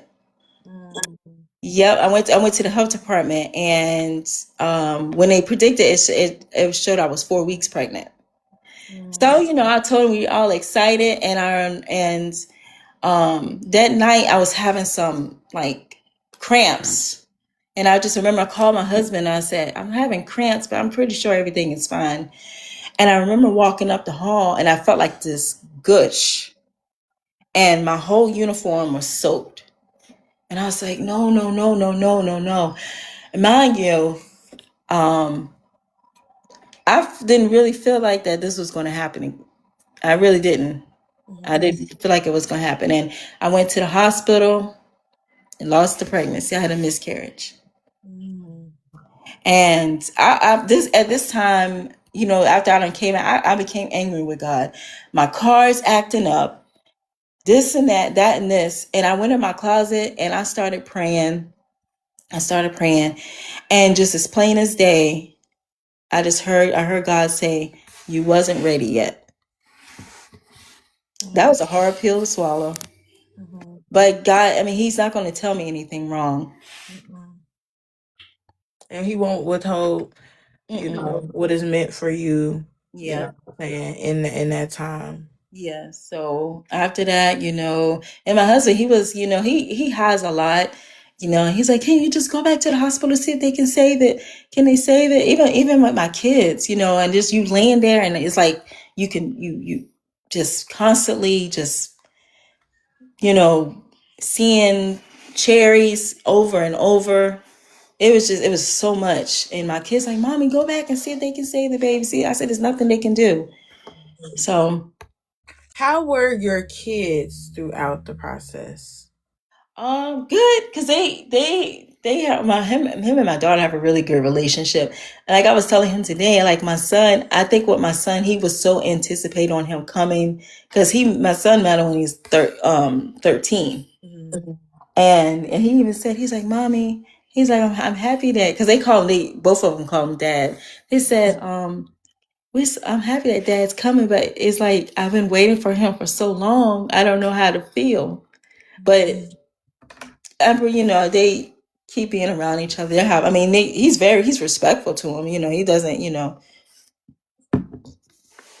Yeah. I know that he loves him. I don't have to worry about that. He doesn't disrespect them. It's just different because he's been waiting for so long. And then me, I kept saying, oh, oh, he'll be here next year. He'll be next. He'll be, So I just kept getting his hopes up too. So yes. So when was the last step of the process, the filing process? that's when we had to submit. Okay, that was for the MVC. Yeah, the MVC 2023. state. After we submitted, it took a month or so, and then it says we are documentary qualified. So we are waiting for an interview. Qualified in 2024. Yeah. Okay. When was the interview? The thing was, so we were waiting in Ghana for so long, and then like a year, and then there was no sign of interview. We transferred our case. So we transferred our case to first we transferred to Abidjan, which is the Côte d'Ivoire. Okay. Yeah, we transferred our case there, and then we waited for 3 months, and then nothing again. So we transferred it again. So we transferred again to Togo. Okay. Yeah. And then right after we transferred to Togo, in a month, 2 months, 2 months, we got our interview date. Okay. Yeah. And so when was the interview? October. Yeah. The 8th. Yeah. Okay. Yeah, October of this year. Of last year, 2026. Oh, I'm sorry. This last year. Okay. So the interview was last year, October. I'm sorry. This is 2020. Yes, his interview was October 2025. I keep thinking we're in 2026. I know it just started. We just started. Yeah, October 2020. 5 was his interview. Interview. Okay, so how was the interview? How did you guys prepare for it? Did you guys do? Ask questions. You know, Ask her everything. I have to be traveling like back and forth Right. because right after I got my interview date, I have to go and do my medicals. And let me tell you, I didn't have it. His brother helped. I told him, like, honestly, I said, baby, I don't have it. Mm-hmm. Yeah. His brother definitely stepped in and helped him. Like, he really did, because I just didn't. I just was just honest, because at first I was kind of like, I didn't really want to like tell my husband, but I'm like, we get to where we don't keep anything from each other. Yeah. And I said, baby, is there a way if your brother could help us? Because I said, I don't have it. I really didn't. Mm-hmm. And his brother stepped up and he helped my husband get back and forth. Mm-hmm. I said, if he can do that, I'll make sure that we get your plane ticket. So I have to be traveling like back and forth, from Ghana, especially from my city where I live to Togo is like almost like 13 hours, I think. Yeah. Mm-hmm. So I have to travel, going back, going there and then coming back. Mm-hmm. So I went for my, what is it called? My medicals. Mm-hmm. I went to do my medicals and the journey wasn't easy because plus I don't like sitting in the cars for long. Right. Yeah, but this is something I have to. Yeah. So I went there and then I did my medicals. And then I came back and then 2 weeks after we were scheduled for pre-screening. Mm-hmm. Where we have to go to the embassy and then we submit every documents we have and then they will go through it and then take the good ones and then separate them from the bad ones and then they whatever they put on the good side, they will tell you these are the documents you are supposed to bring to for your interview. Because basically it's done to prepare you well for the interview. Okay. So yes. So how did the interview go? How long was it for you? I have to travel a day before the interview because just to be able to overcome any circumstances. Then the car breaks down and the car breaks down and the car didn't break down. We went through something. Yeah. Oh well. One of us, had it's a situation. There was a situation. So we thank God for protection. Let's just say that, because you don't want to air out nobody's business. I was thinking, so forgive me. Well, it didn't break down. It was a situation. Yeah. Let me tell you, I thank God for protecting my husband. Yeah, we have to stop. So it took us like almost 2 or 3 hours. Yeah, like 2 hours before we were able to sort everything out, and then we proceeded. So we spent it. I remember I went with some group of friends. They were also going to have their interview, even though they're from Ghana too. So we planned. We arranged everything. Then we both used one of them's car to travel. That was when we got to Accra, and then so we got there, and then I remember that night, the night before. The interview. We sat down, trying to do like this mock exams. We'll be asking ourselves questions about It was fun though. Yeah, I enjoyed it. I said, do I have any? Because I ain't got no curtains on my because I haven't too long moved into my new place. Because I gotta. God bless me to where I moved into a 3-bedroom, 2-bath before my husband got here last. Yeah. So last year, turn it anyway. The next morning, which was the interview day, we got there. A lot of people were there, and then there was a queue. So, like even on the interview day, then. They gave us time, like they gave each and everyone's time for the interview. But we got there, we thought they were going to do it based on the time they gave. They stated on each and everyone's interview letter. So we were there, and then that was when they came out. They be like, they are mentioned. We are sitting based on names. I don't know how they arranged it, so they didn't use the time. First. Yeah, he wasn't. They didn't use the time, and then. They started mentioning names, and then we sit in the queue. Wow. Yeah, we when we first entered, we went through security checks, yeah, to make sure we don't have anything. And I did not sleep at all. I got in. They started with the interview. They started before they started, and then they were like, we are going for an hour break. So yeah, They said what? they they said they are going for an hour break, so we have to wait. Oh, a break. Yeah, a break. I remember we all got there without eating nothing. We were sitting there, and then yeah, they came. They started with the interview. Mhm. It was two of them. I mean, yeah, the CEOs they Two were. people interviewed you. No, I said the CEOs were two. How did you call them? What? The interviewers. I forgot. Is the short is like CO. I don't know. I forgot the actual thing. So they are those that are going to interview us. Mm. So one is in the one room, and then the other one is in the counter. So Mm. the one in the room, Officers. not easy. You Mm. know, whoever that goes there, you can spend almost like 20 to 30 minutes before you come out. Mm. Yeah. Of which the other one is just few questions and then you're done. Mm. So I remember there was a woman next to me. She cannot speak English. Mm. Yeah, and I could remember, she was holding her documents, her hands were shaking like this. I was trying to talk to her. I'm like, just take your time. Nothing is just like a normal conversation. I was trying to talk to her to calm her down. She was like, I don't know, I just can't control it. I said, don't worry, you'll be fine. So what did it got to her turn? They said, so since she cannot speak English, maybe I have to walk in with her to help her. You speak French? No, she cannot. She speaks our language. She's from Ghana too. Oh, okay, Yeah, okay. she's from Ghana I too. was like, Yeah. you in Togo? What is it, man? so Oh, I okay. so I have to walk her in, and then it was like, how may I help you? I said, oh, she cannot speak English because she's old. She's like almost 70, yeah, or in her 70s. Mhm. So I was like, oh, she cannot speak English, and then I was told to come in, and then he was like, oh, that's nice. And then he says, are you also here? I mean, to do your interview? I said, yeah, I'm here to do my interview too. And he said, okay, that's nice. What's my name? And then I was like, what do you need my name for? Right. Yeah, I was like, and then he was like, no, don't worry, it's not a problem. I said, oh, okay, no problem. And then I mentioned my name to him.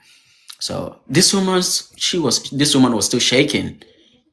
So I kept talking to her, and then I told him I'm here to help her. So whatever you're going to ask her, you say it in English, and then I'll say it in Chi to her so that she understands. And then she will rather respond to me, and then I say whatever she says in English to him.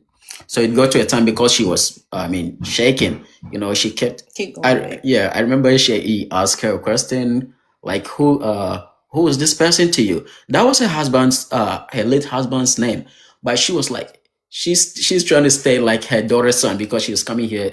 I mean, her daughter was sponsoring. I mean, was do a petition for her. So he was like, huh? What do you say? And then I was like, hey ma, try. Are you sure with what you said? And she was like, no. And then he was like, you gotta be. He told her she has to be. I mean, consistent. So that was it. And then right after she left, he approved her right away. Okay, that's Yeah, good. he approved her right away. Mhm. So right after I was going out, and he was like, "You said you are here for your interview." I said yes, and he was like, "Okay, take your seat. Let me go. What's your number?" And then I gave him my number. He was like, "Oh, let me go get your documents." I said, "No problem." So I sat there waiting for him. Even before they start with the interview, I believe you have to swear to take in an oath, Mhm. but I don't know if he forgot or something. So when he grabbed my documents, he was like, "Oh, yours is marriage." I said, "Yeah." He was like, "Oh, okay." And then he looked at my passport. He says, "Oh, you are a Ghanaian citizen." I said, "Yeah." Why are you in Togo? So this was how it started. And then I answered him, "Yeah." And then he was like, "Oh, we have to take an oath." So that was when we took an oath, and then the questions keeps on dropping. Over I remember 20 he asked me like questions. over 20 questions. What kind of questions did he ask? A lot. Give her Yeah. a couple of them. Yeah. Like, because it got to a time he was even trying to I bring the Our religion, religion, our yeah. religion in. Mm. Yeah, he says, oh, your wife is a Christian and you're a Muslim. I said, yeah. And they was like, oh, okay. Are you going to church with her? I said, no, but we agreed when I come, I have to go. I'm going to see her church family. It was like, oh, okay. Where does your wife goes to church? He's just asked so many different questions, and they did Yeah. all that for us to be put on AP, What's AP? administrative processing, process. whereby they they be like they are not done with you, and then Yeah. they are going through with your documents to make sure you are, yeah, and then to do some background checks. Mm-hmm. It was a lot of questions. Mm. A lot. When did I get married? Oh, he was like, oh, your wife is older than you. I said, yeah. Yeah. And I said, yeah. We're just 5 years apart. That yeah, is just not 5 old. years. That is not old. Yeah, it's just, it was just a lot of questions. Mm. But true God, and after that, he was like, I'm handing you this paper. Because I know, like, when you approved, they gave you like a half pink sheet. And then they will state to you, like, maybe you come in a day or two or a week to get your passport and with your visa printed. Mm. So he gave me a long pink sheet. And it was like, I'm sorry, I mean, I have to give you this, but you will hear from us. So I said, okay. So I came out, those in the queue were like, I didn't want to act like in a way that, that will, spoil their mood, because everyone is desperately waiting for the interview. And then I came out with a smile because they were like, I said, yeah, I got it. So, because if I should say I'm put on AP, it's going to mess up their mood. Right. Yeah. Even the first guy that went in there, that same man put him on AP. Almost like whoever that goes there, he put him on AP. But we didn't stay in AP long. We were out of AP like 21 days after. And then so we didn't stay in it. Yeah, we didn't We stay got a in it long. notification that our visa is printed and everything. So yeah, that was it all. And then with the woman that I helped, she waited for me to come out. I mean, at least to thank me and everything. I said, oh, no problem. They still stay in contact to this day. Oh, that's sweet. That was really nice of you as well. I helped two women, two old ladies. Yeah. Mhm. Yeah. Period. So when you guys got the approval, how were you guys feeling? Like the approval, like your visa. I remember she was sleeping. She was sleeping when I called. It was a friend. Among those that we traveled to Togo for the interview, one of them was not allowed to do the interview because they said that when they tried to go into his thing, like nothing is uploaded. Nothing was uploaded. You only have the physical documents but not uploaded on their site. So they didn't allow him to do the interview. And then they told him to go and then schedule for another interview date. So not knowing, he got the interview date after almost like 3 weeks later. So he says after the interview, they told him in 2 or 3 days, 2 days later, which is Friday, because he had the interview on what is it called, Wednesday. So he went back. Let us let No, no. Just let him rest. Yeah, that's how it started. Oh, well. Yeah. So he went there on Friday to pick up his passport, and then he called me right away on WhatsApp. He was like, "Hey, bro, you have to come here because I had they mention your name, that your passport your visa is ready." I said, "Oh," and he was like, "Go onto the site and check." And then I was like, "Okay, let me just do that." So as soon as I open, I see your visa has been printed. Your visa was printed and you didn't even know. Your name was printed, you didn't even know. Yeah, I didn't even know. Oh. So that was when we had one and then go at it. So I called her. I was like, baby, go. No, I took a screenshot and I sent it to girl. Look. So okay, she opened it. I said, yeah, Yes. Yeah. Yeah, so after that, that's when and I'm like, oh my goodness, he's actually gonna be here. Mm-hmm. So he started, preparing, getting his stuff and together, and Yes. So how soon after he got approved did you guys plan? Okay. I had my interview on the 8th, and then it took 23 days.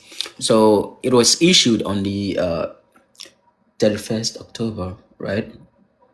maybe I Yeah. can't remember. Yeah, it was on 31st October. And then That it was issued. I was just looking So for a flight ticket. Okay. yeah. So and then I from then that was when my wife was trying to get a flight, book a flight so that I can. Oh yeah, and then I left Ghana. I was supposed to leave Ghana. Yep, didn't leave. He didn't leave when he's supposed to. I tell you, It was just something. the enemy really been trying Yeah. us for 4 years. Yeah, I remember The flight got canceled. I was supposed to leave on December December the 5th. Yeah, December 5th. He's supposed to get Yeah, here I was December supposed to 6th. leave on the December the But he 5th, didn't. and then I get here on the to get here on the 6th. So we got there, and then we did our check-in and everything, and then okay, we some even started boarding the flight door, and then they were like, we gotta stop, and we asked, like, what is going on. They said there is a technical fault, so we cannot travel. We have to wait. So they were like, okay, it should be done in an hour. We waited, and then they be like another hour. So it's like that was like night in the evening. So it was almost like 12 midnight, and then they were like, we are sorry, but we have to cancel your flight. So yeah, so they canceled, and then they took their responsibility. I mean, bringing in a bus to take each and every passenger, and then they took us to a hotel nearby. Very nice hotel. Very nice. They paid for everything, and then yeah, and then they told us that we were leaving on Sunday. But they changed it twice. And then I think it's gonna be a lot. I mean, on them, because we were a lot of passengers. To stay in that hotel and then feed us, for 2 days. 2 days is not gonna be easy. So they, did something, and then I don't know. We got a notification that we have to leave the next day, which is Saturday. So he was here Sunday. Before we got to the airport again, they brought all our luggages out. We have to redo another check-in. Yeah. So I got to this immigration point where I was holding two tickets because I was traveling. I was using Turkish Airlines. So when they asked me my ticket, so I gave them the two, and then he was like, "Oh, you have to keep this one. You were using that from Turkey to Atlanta." I said, "Okay, no problem." But after that, he was like, "Do you know what they have?" That's why I say prayer works. Prayer Yes, is it everything. does. So they have on it written like 4 S's. So he was like, "Do you know what they wrote on that?" I said, "No, I don't know what that is." It's like when you get there, when you get to Atlanta, you are going through a lot of screening. Yeah, they kept him for about Yeah. 45 minutes, and he was getting. You are going through a lot of screening. I said, "Oh wow." That was my first time, so I became nervous all of a sudden. I went to take a seat, and then I came back to him again. And I said, "Is it normal? Is it normal?" He said, "Yeah, they do it like randomly." Okay. Yeah, he says they do it randomly, but it's nothing bad. But I should prepare myself. I said, "Okay, no problem, no problem. So far as I'm not. With anything bad." So before we landed in Atlanta here, I was praying. So I got to the immigration. They took my passport. They asked me questions and stuff. Everything was perfect. And then he took my passport and then put it in an envelope. And then he called one immigration. He's like, "Follow this guy. He's taking you to this place where you have to go to go another screening." I said, "Okay, no problem." So I was working with the guy, and then I was praying. Yeah, when we got there, and then basically they were just waiting for the guy that brought the passport to just walk out. So I got that they were like, you sit in this room. So as soon as he handed over the passport to them, and then he walked, they said, hello, Mr. Ahmed. I said yes. They were like, come get your passport and go. So I didn't go through anything. They just gave him my passport. I went for my luggages, came out to meet my wife. That was it. When I saw him walk out, everything that that we went through, it was all worth it. It was just like a sign of relief that he is here. And I remember our daughter couldn't hold it. She was in tears. Yeah. Yeah, my daughter, yeah, she really loves him. I know. I seen the video. I was like, oh my goodness, this is so sweet. Now that the gap has closed, what has been one of the biggest shifts in the relationship now that you are living under one roof? He always got these lights on. It don't make no sense. I said, I'm like, baby, turn out the lights. Yeah, they be turning off the lights. Yes, we do. Like, yes. Baby, no. No, turn. And then she be like, when you start working, you paying the light bill. You paying. I said, no yes, problem. Yes, you are. Yeah. And then he complained because I wash clothes too much. Oh, she's. I bet you those clothes ain't piled up, and he making. She's always washing. He got clean clothes. He ain't got to worry about not having no clean clothes. Always washing, always cleaning. Oh yes, yes. Yeah. He ain't got to out clean. I do. He's well taken care of. Okay. You go out, even like when I go out, we go out together, and we get back. She be like, "Baby, don't sit on the bed. You're from outside, so you cannot sit on the bed." I'm like, we Africans, we cool. I was the same way like this in Ghana. Yes, I kept the place clean. She's like, no, don't sit. You have to take a shower. So if we should go out 10 times. We don't go out 10 times. No, I'm just giving a scenario. So if I should go out like 10 times, if we should go out like 10 times, I shower 10 times. And then I have to be changed as soon as I try to take my things off, within a blink of an eye, like I would say it again, it's already in the wash. So I waited for 3 years. I waited 3 years to get a washer and dryer, and I'm very, very grateful for it. Okay. Nobody is allowed. I have it. Like nobody is allowed to go into the laundry room. Yes. Okay. She only goes in there. Yeah. So it's the lights, and then let's see what else is it. I got like this much space on the bed. He takes up. So I got like this much space. You know how we Africans sleep, so it's cool. I'm literally like I'm laying like this in the bed. It's okay. Let me show you. I'm gonna show you a picture. It's okay. Did I send it? Okay, I'm gonna show you. I said it's okay. I like it here. He had me like in a chokehold, and I'm just. Where is it? I'm trying to find it. Hold on. Where is it?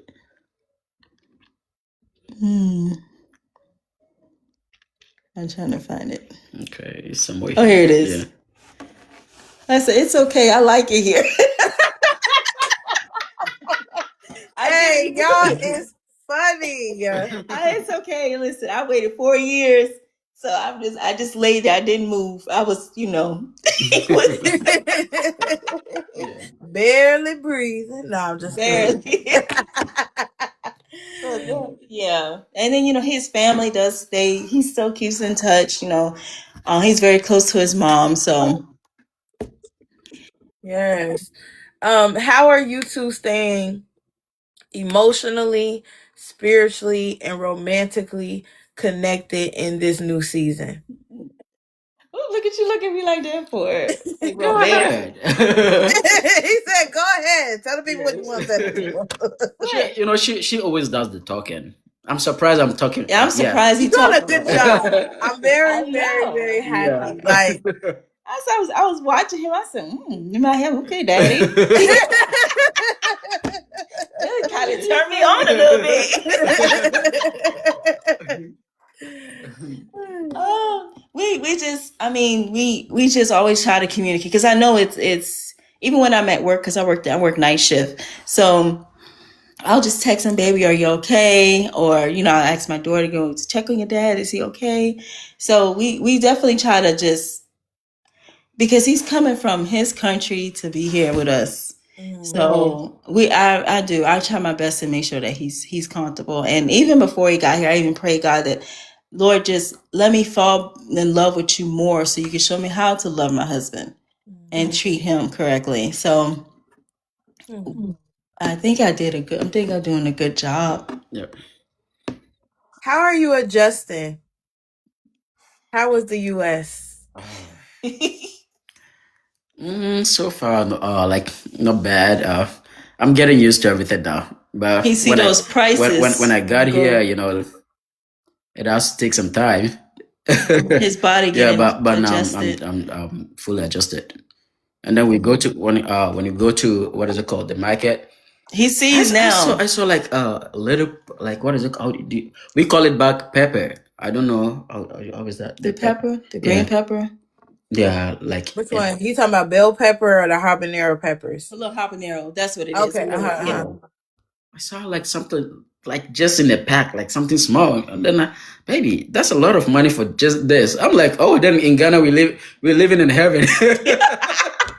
He Yeah, sees now. He honestly, and then I look back I'm honestly. like just like a ginger.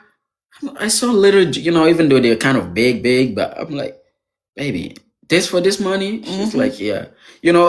We He Africans, sees. we like to, I mean, especially when we travel to a different country, we try to convert, whatever we buy, and we just, I mean, try to look into it with the Ghana money, and then we see. So I'm like, oh, so all this for the just this for this a lot of money? She's like, yeah.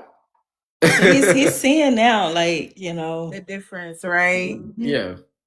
yeah. So Wow. he's understanding that romantically everything is fine. Period. And I love to cook. Oh And I'm yeah. glad my wife, she eats any African dish I make, she eats, Yes. and the kids love it. So And I ain't think like even with the yeah. kids now, like they don't like they go back for seconds and thirds. And when I cook, they only go back once. And I'm like, wait a minute, what is going on? Yeah, they love Ghana dish, African dish. And then Wow. even before I came here, I tried to be He bought a just lot of because I stuff. want that same the taste back home. Hmm. So I made sure I brought the seasonings and I mean everything. Yeah. He bought everything. He opened that. So when I cook, it tastes just like the It Ghana does. food. Yeah. Wow. Yeah. So, for couples still waiting, what's one thing you want them to know? Okay. You go first, babe. Okay. What I can say is on my end, if you are if you truly love your man, or yeah, if you truly Woman. love your man or woman, let me use them because most often it's the women bringing their men in here. So Oh, yeah. okay. So Yeah. And I want you to talk to the brothers too. Yeah. most you in everything you just put prayer first. After praying out to the women, I would suggest when you love your man, just try to stay away from this negativity, from the outsiders, because it's a whole lot. If you are not able to handle it, you end up, Yeah. breaking up your marriage. Because as for instance, if my wife had listened, Mm-hmm. maybe we wouldn't have been here. And then I know I'm in her life for good. Yeah. So if she had listened, maybe we wouldn't have been here today. So Yes. when you love your man and you see, I mean, you see him to be the right person in your life, just go ahead, Keep praying. Prayer can change, even if it's bad. You keep praying. Prayer can change him to the kind of man you want him to be. Mm. Yes. And to the men too, you just have to stay honest. Most men back home try to be using women. Yeah, in the States. Some can lie, I'm in this situation, I need this. Or yeah, just lie, just to have, some kind of financial assistance from them. I don't ask for my wife. I don't ask anything from my wife. She just go ahead and then support me. She gets paid, and then she'll be like, "Baby, just look, I sent something. I Mm. don't mind whatever amount it is." Mm-hmm. So to the men, you should not use the opportunity and then try to, use your women, and Mm-hmm. then just stay honest. Most men also have this intention. They come here, okay, I'm gonna leave my wife when I get. Now that's not right. It's never a good thing. Mm-hmm. I want them to remember, to think about this, because those women you're gonna do this to, they've been through a lot to have you here. So Mm-hmm. in everything, you should just be patient with the person, Mm-hmm. and then whatever it is, you talk and then sort everything out. You're good to go. Mm-hmm. Yeah, they did good. We shouldn't pay them with bad. Yes. Right. Yeah. Yeah. Mhm. Yes. Okay, sis. Talk to us. Yeah, so definitely you keep God first. And earlier I was thinking, with me being a Christian, and you got to show the love, because it's so many things that's going on now, and I'm like, I didn't really show that to my husband. I really didn't. I didn't show that to him, and I'm saying that I'm a child of God, and I was doing the complete opposite, and I wasn't obedient because he says don't mess this up and be his peace. I did the complete opposite. I wasn't his peace, and I mean I really did almost lost out on a good man. To be honest with you, I love this man so much. Mm. It's okay. It's Oh, I wish I could hug you right now.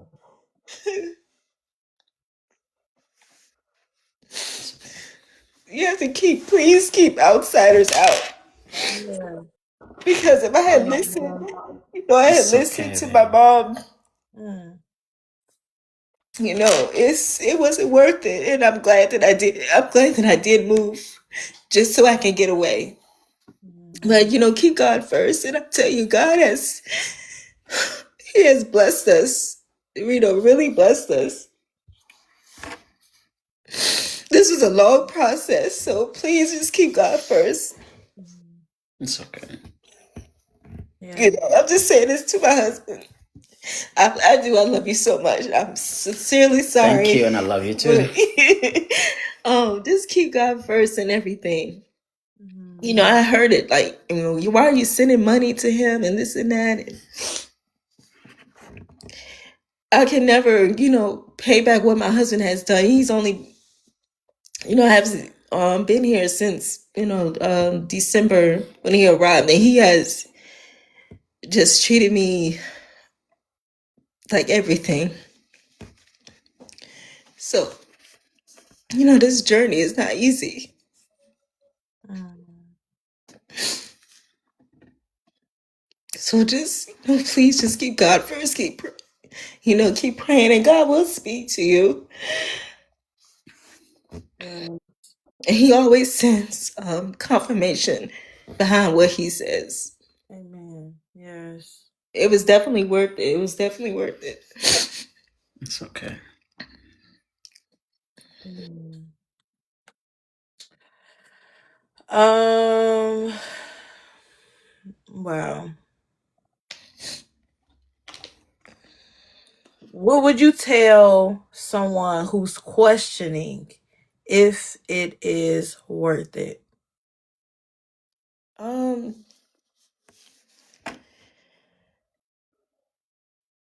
what would I tell them? It's Regarding LDR or yeah, Yeah, like the whole journey. oh, okay. dude, if they're questioning about if they should go through with it, or Yes. Yes, like if they question it, if they're in the LDR relationship and they're like, "Oh my goodness, this is so much. I'm overwhelmed. Paperwork. I'm hearing it. All those things." What would you tell someone I if would they I would look at it question? like what if you really love this person and you go through with this, if you got the right person, you in your mind think, is this going to really be worth it? Mhm. Um, because they would, some people will say like going through the whole process that they start to get overwhelmed when it comes to the paperwork.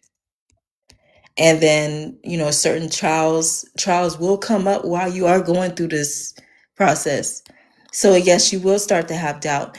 If you don't, this is one of the good ways to build your relationship with Christ, because you don't have to try to like seek validation from anybody about the process. You go and you talk to God, and He will make sure that He will always see you confirmation regarding when it's time for you to start the process. But before, always consult Him first before you do anything. Mhm. Um, the next question is, what does your story say about the power of international love? What I just repeat that again so I make sure I can get it right. What does your story say about the power of international love? What did you say, baby? You do the talking. Oh, So you, Davey, you did a lot of Both talking talking, today. both talking. We're Right? not stopping now. Guys, please, please, please. Guys who are asking questions in the comments, we are going to get to the part where everybody can ask the Yeah. question. We're going to get there. We're going to get there. So just hold your questions. We're going to get there. I would just say our story is an example of not to give up, of yeah, regardless of what people have to say, because people are going to talk regardless. And I really feel like we definitely overcame a lot. And it goes by, I'm always I can never deny Christ. It goes back to what He spoke to me, and I stand on that. What He says, when He tells you something, it will always come to pass. And so He spoke to me before I even knew where me and my husband would go through all this. So Yes. Zion, yes. what does your story say about the power of international love? Okay. With prayers, patience, and then dedication, yeah, you will overcome everything. Yeah, that's all I can say. Okay. When you guys hear the phrase LDR to forever, what comes to mind? LDR to what we went through, LDR to forever, and definitely you as our host. But LDR to forever is us, because that's how we got here. Yes. And Okay. where we go. Yeah, I see you stuck. You got we have an issue. Forever we go, we start. Mm-hmm. Okay. And the thing about it, I remember I told my husband, like when I was in my foster home, and this is when you really speak life over yourself. I was like 12 or 13 years old, and I remember telling my foster mom, I said, I'm gonna marry African. She was like, why are you gonna marry African? I said, because I heard they treat their women better. She said, you better go to Africa and get them, and I did.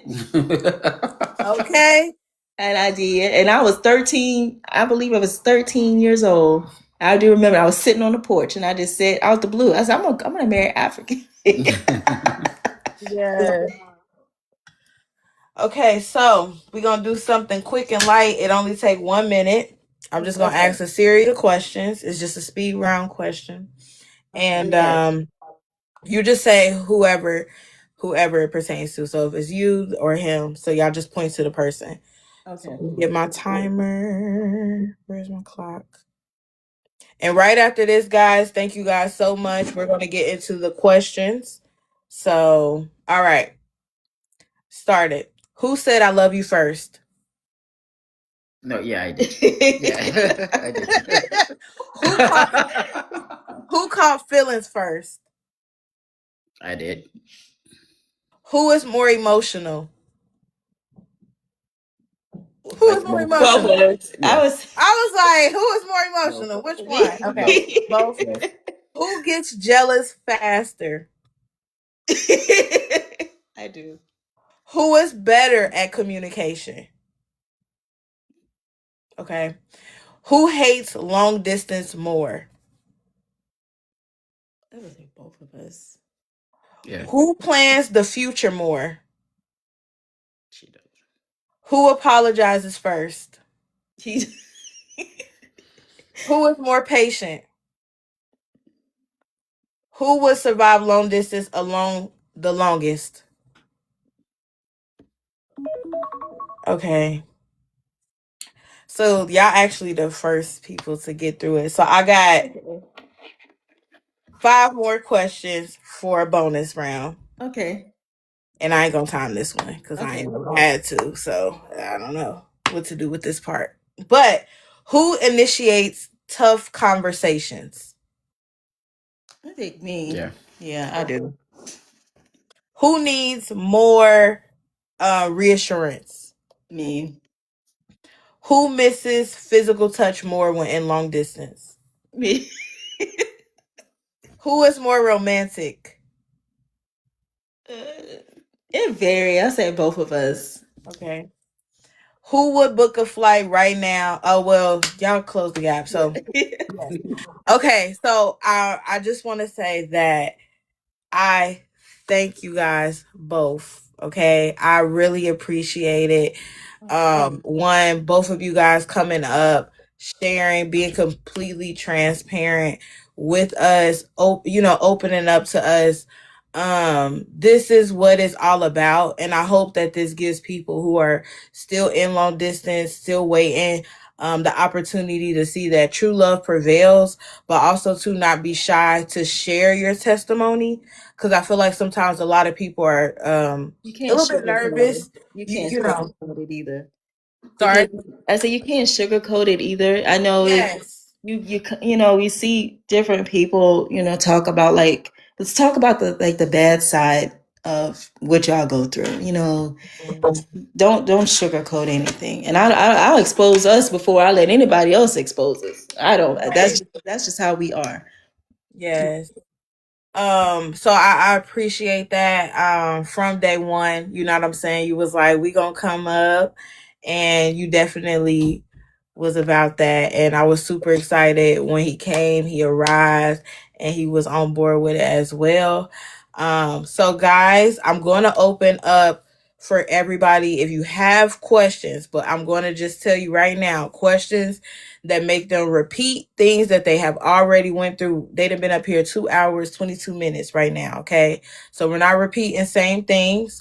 Also, too, things that go into immigration. We could talk about dates and things like that, but anything connected to transfers or anything like that, that is something that should be off, so you can definitely message them when they get time to get to you if you have questions around that, just because immigration right now is, so yeah. But question time, chat. So ask your questions. We'll go through a few of them, and then we're gonna let them enjoy their evening. Okay.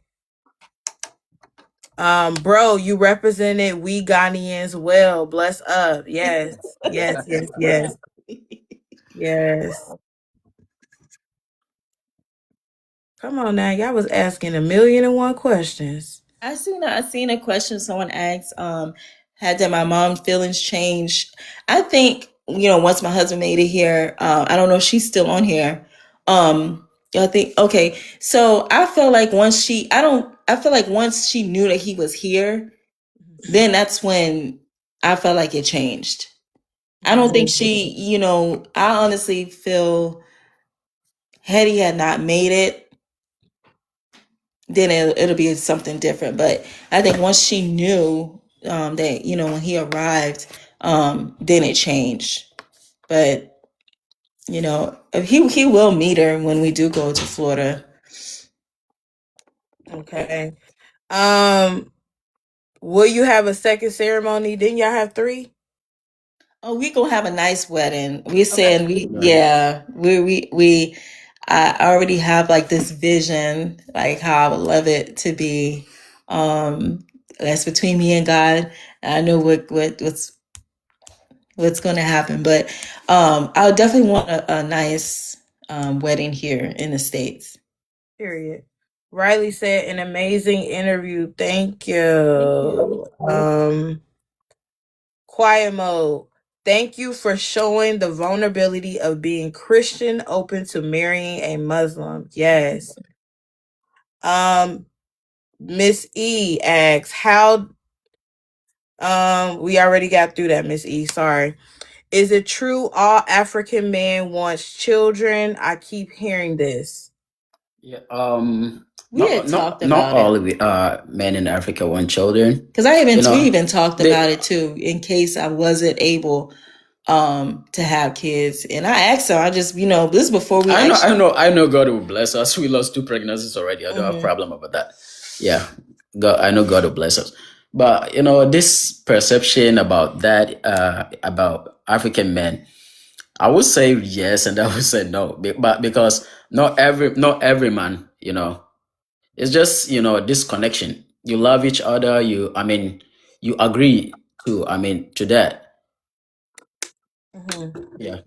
Maybe you ask your you get to ask your partner. Well, I'm not able to. Yeah. Have a child at the moment. Do you think we can proceed and everything? And if That's good too, babe. yeah, a real man would be, if he's truly loving you for real, will accept that. But yeah, that's all I can say. But that perception, I know it's been wondering a lot of people.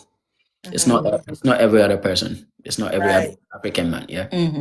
Okay, Lady M, do you guys feel like you are learning again now that he's in your culture? Oh yeah, yeah. It's different. Yeah, it's like it's because traveling back and forth. To me, it's like I was just going on vacation. Now that he is here, it's like that's when we actually started our life together. We started our marriage. So it's we're getting used to everything. Getting used to waking up and seeing each other. Basically, you're sharing everything. Yes. Just Kimberly asks, have you considered getting a Ghanaian name? Oh, I ain't never thought about that. I know you once talked about it. We talked about Yeah. one time. I never thought about it anymore. Maybe. I mean, I guess it's open. I'm always open. So yes. And I did see like I see 2 of my good friends actually. Yes, y'all gonna get an invite to the wedding. When you first came, they gave you a Muslim name. What was it? Your favorite auntie. She said, "I want you to become." Yeah, I forgot the name. Oh, okay. Yeah. Ty says, I'm close to y'all, love to come. Mr. Y'all inviting yourself, huh? Mr. and Mrs. We're gonna go ahead and invite y'all now. Okay.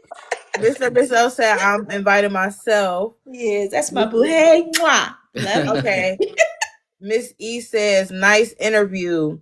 Benji Mama says, make sure I get my invite. Yes. Okay. Well, she said that vision was between her and God. I don't know if you want to share colors. It's how I want my love for my wedding to be. So I don't want to share too much, but Right, that's on. Yeah, you don't have to. Yeah. Yeah, I didn't share it enough. That chat. I don't mind sharing, but I just felt like, you know what, I'm just with this with between me and God. I'd like to keep it like that until it comes to pass. I heard that. What is your long-term goal? Stay in the U.S. or relocate back to Ghana? Y'all can answer that, or y'all still planning it out.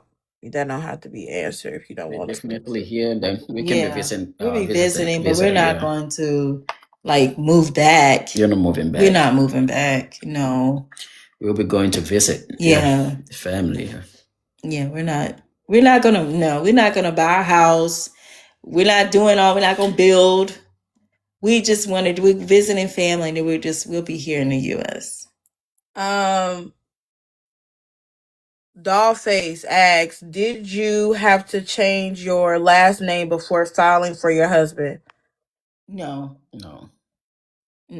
I won't be doing that until after I file my taxes this month. So my name is. I still have my last name, which is Brown.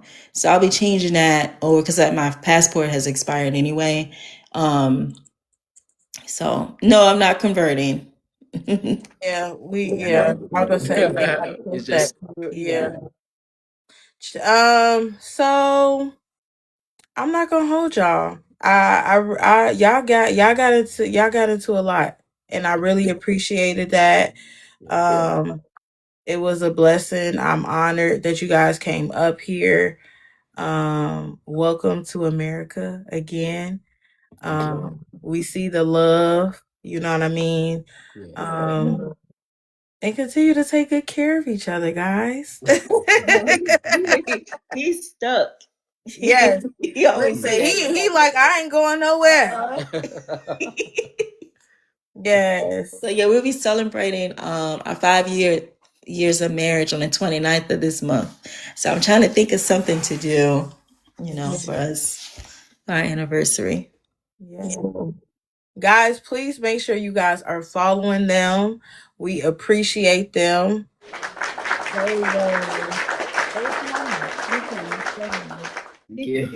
Yes. Okay. I'm going to drop you guys down. Thank you so much. And yes.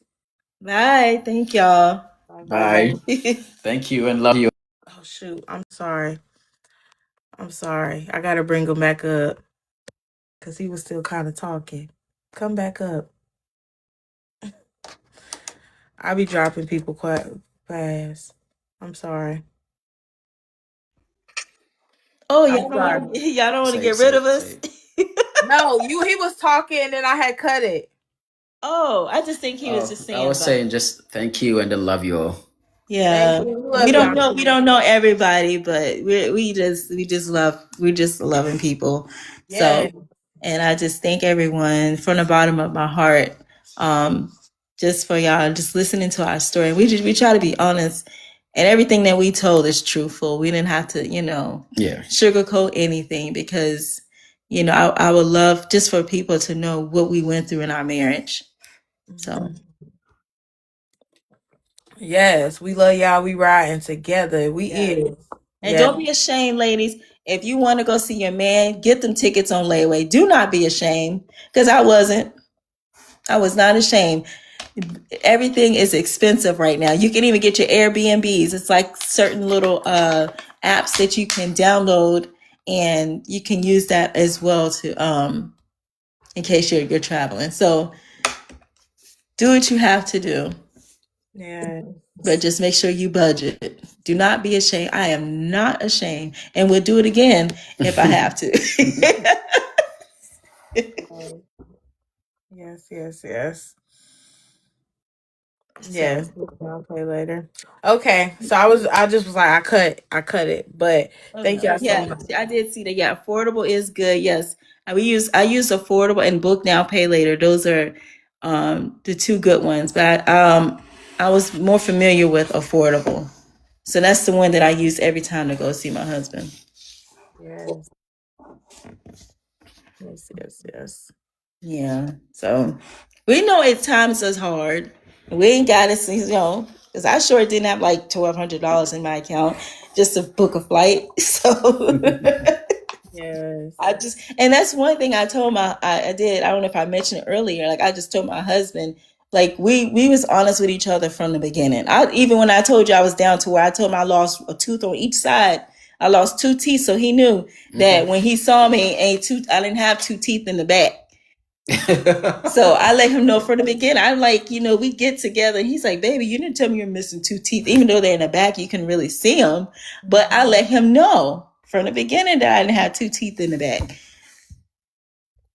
So, Period. Okay. And to our African men, treat your women right.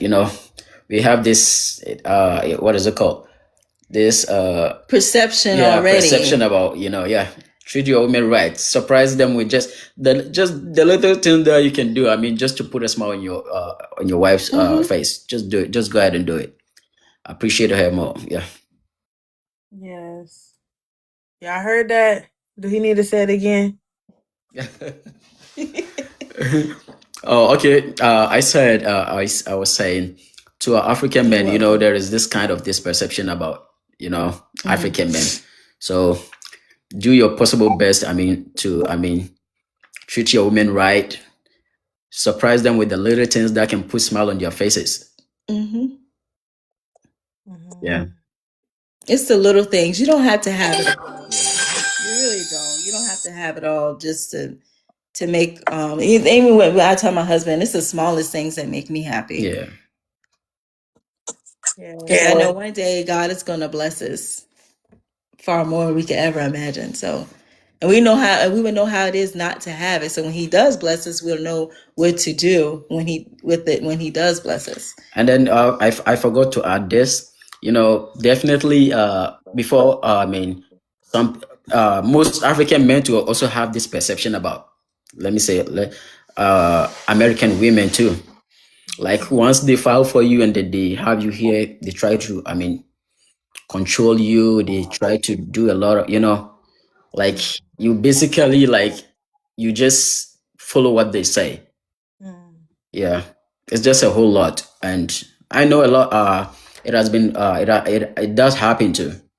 Yeah, so like the women would change. They change once they have you. Most of them. Yeah. Just be the same that you just are. Just try to be the same. But then too, that's when some of the true colors do come out. Yeah. You do. Yeah. So you just have to be careful. Yeah. Just treat your man right. One thing I have to add, is sometimes I believe I know most of the African men, when they come, they try to leave and stuff. Yeah. Sometimes I'll let me use this opportunity to say this. Sometimes the women, they try to change a lot, and then there could be a time maybe the man is like, I can't bear this anymore. So most of the men leave, as a result of whatever they're going through with their wives here. So please be his peace. Be his peace. Protect him at all costs. You did everything to have your man here. So it'll be worth it in the long run. You give your man, African men, I'm going to say this, African men, all they need from their women is peace. Trust me, if you should give your man peace, he will even lay down his life for you. Yeah. Give your man peace, and then you both are good to go. Just be his peace.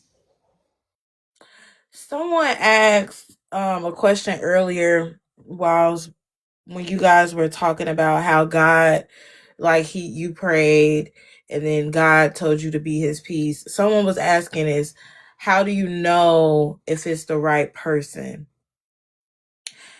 And I want to kind of widen the question just a little bit, maybe saying what are some red flags, or what are some things that you can be watchful of when you're meeting somebody? Okay, on my part, I'll be like the money part. Yeah, my husband not once, he didn't come out and never asked the money parts. I volunteered. Most men, they trying to demand much. Oh yeah, trust me, it's a red flag. What they call dry begging, basically. Like my husband not once ever asked me. I most men do volunteered. that. Yeah, I volunteered to send to him. Yeah. And then the other part adding to that, this is part where you really have To pray. you really just have to pray. That's prayer is what's really going to keep your marriage together. If you keep God in the center of it, he's going to take care of you. Trust me, you pray. You whenever you're traveling to meet your significant other, just pray. And God does hear prayer. Yeah. Whatever the red flag is, sometimes you say it. And to speak on that, even before my husband, and I told him about this, when I was engaged to the Nigerian, before I met him, I said, God, this is my prayer, and I kid you not. I said, God, if this man is for me, show me. If he's not for me, show me, even if it hurts. From the time I saw him, but let me go back. I was still in Florida, and I fell asleep on my sofa, and God just woke me up, and I heard him say, he has a woman over there, just as plain as day. So I remember calling him, and I said, you have a woman over there. I do not. I said, okay. And I just remember the 13th. I can't remember the day, but I just remember the 13th. And God said, remember this date, the 13th. So now fast track to when I was getting ready to go and meet him. And I said, God, if this man is for me, show me. If he's not for me, show me, even if it hurts. And let me tell you, he wasn't the one. That's all I'm going to say. I don't want to get too much into detail, and then a few months later, I ended up meeting my husband. So you be honest and you be truthful, because when you go to God, you can't go sugarcoat. You can't be cute with it. You need to go on your knees, and you need to mean business when you talk to him and say, listen, I'm dating this guy abroad. I'm dating this woman abroad. Show me about this. Reveal to me if this is a person that is meant for me. And he will show you. I promise you, he will show you. If he doesn't, he will show you through. Maybe you mean like a conversation with somebody. He will always give you confirmation behind. If he does reveal things to you, he always will give you a confirmation behind it. So please, I can't stress it enough. Please keep him first. That's the only thing that's going to get you through. He's the only person that's going to get you through your long distance relationship. He loves you so much. He's not going to just let anybody just use you. And he gives you plenty of sense too. You have to use it. Sometimes we put ourselves in situations that we don't have to be, because he gives you a sign, and sometimes we be in the flesh, and we don't want to. We don't want to yield to what he's trying to show us. We want to go off. Your heart can be deceitful as well, so you have to be careful with that. So he wants the best for you. He wants you to be happy. So, and I pray everyone meets the right partner. Yes. His love is beautiful. It's beautiful. Only when you meet the right person. When you meet the right person. You're going to go through your things in marriage too. Our marriage is not perfect. Yeah. You're going to go through things in marriage.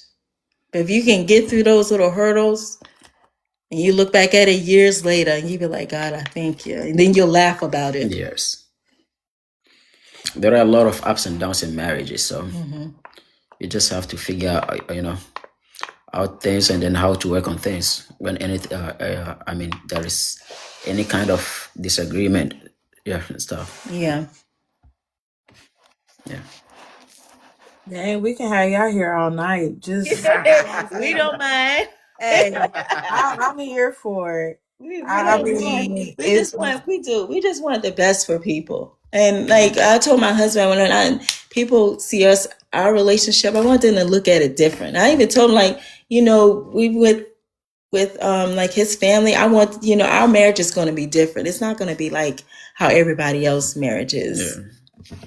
So the family always call to check on her. Even sometimes before they ask me how am I doing, they be like, how is she doing? Don't even ask how he's doing. Yeah. They be calling, take very good care of your wife. She's been nice and everything. I'll be like, baby, you almost like taking everyone. Mm-hmm. You're snatching them away from me. My mom really loves her so Oh yeah, much. I love She his mom. does. Yeah, she's so beautiful. So that's Yeah. all. This you can get through this LDR, and it's Yeah. a lot going on right now. But Just just you hang in there, prayer, patience, and then you patience. just Keep sometimes you just have to take your mind off the process to once yes, you are in it, because so long as you have you keep on tracking it. It's just a whole lot. It messes up your mood and everything. mm-hmm. So once you're into the into the process, you just take your mind off it. Just get something doing. That is it all. Yeah. To occupy your time to get your mind off of it. Yeah. Mhm. Yeah, so hey, we've been enjoying each other, and it's now it's just navigating through life now. Yes. Was there any culture shocks in America that like you were like, oh my goodness? You know, no, I've not encountered anything of such that yet. Yet, Yes. because Yet. Yeah. because we get out, but we don't. With me working at night, so we get out when I can. I do try to get him out, so that way he can explore. Yeah. So I think once he start working, then he'll see. Yeah. He'll come home and tell me stories. Yes, Yeah. for sure. Yes, yes, yes. Right now we're trying to get I'm trying to get something doing at the moment. Yeah, Yeah. because he got his social. His social Yeah. came, and so we're just looking for. He sees how hard it is to try to find a job. It really is. Yeah, yeah. I've and right when they come, do they get social? But some people say like you can apply and get jobs. Yeah, his social came within like a week. Yeah. A week after he weekend. got here. Yeah. So we Get a started. job with it. Mm-hmm. And we went and got his ID. So he has his Georgia ID. Okay. So No heart, sweetie. We got through that. Yeah. That was in the interview. Guys, if you click the link in the bio, you can subscribe to the YT channel, and that is where all of the live interviews will be. Also, too, you can subscribe to the TikTok, and you'll be able to see it as well. If you subscribe, yeah, I know. If you can subscribe to the TikTok too, you'll be able to see live interviews as well if you subscribe.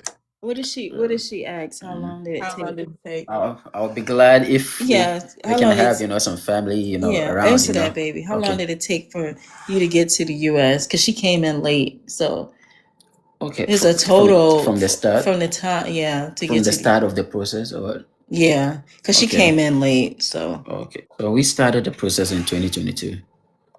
Yeah. so about Like 3 years. Almost yeah. like three and a half years. Yeah, I think. Yeah. Yeah, we're 5 years. We're 5 years apart. Yes, 5. I'm 40. I know I don't look it. Not at all. Yes, I'm 40 years old. Yes.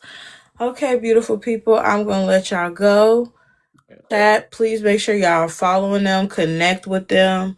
They be posting. Go check their page out as well. You can see their videos along their journey, and different things like that.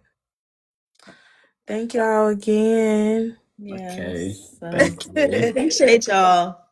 Yes. Bye bye. Bye. Good Love night. you. Love you all. Bye. God bless y'all. Love you. Love y'all too. Bye bye. Bye. Y'all, that was so good. That was so good. Yes, y'all. You can subscribe to the YT channel by clicking the link in the bio, or you can subscribe to the TikTok, and I will be loading videos. You'll see the first sub only video, and you will see all the different treats that will be for people who subscribe. I know, Young Heart. I try not to when people come up. I know it might come out. I just try not to have them constantly be repeating um some of the same things. Definitely my favorite interview. It felt so personal. Listen, when I tell you, first of all, y'all came through for this live. The anticipation for them for this live, one, their cooperation with just being ready to just come and share. And also two, the videos. Like the video yesterday, I was like, ooh, I'm getting ready to post this. They said we coming with it, y'all. It was very refreshing and beautiful. Love their vibes. Yes. That was an amazing interview. No, you fine, Young Heart. You fine. You are so fine. Can't wait to watch it. Yes. Yes. They were so open. I love it. It was amazing. So transparent and beautiful. I was, girl, she had me shedding a tear. And I felt it. I really felt it. They came and conquered. Love them. Yes. Crying for sure. Yes.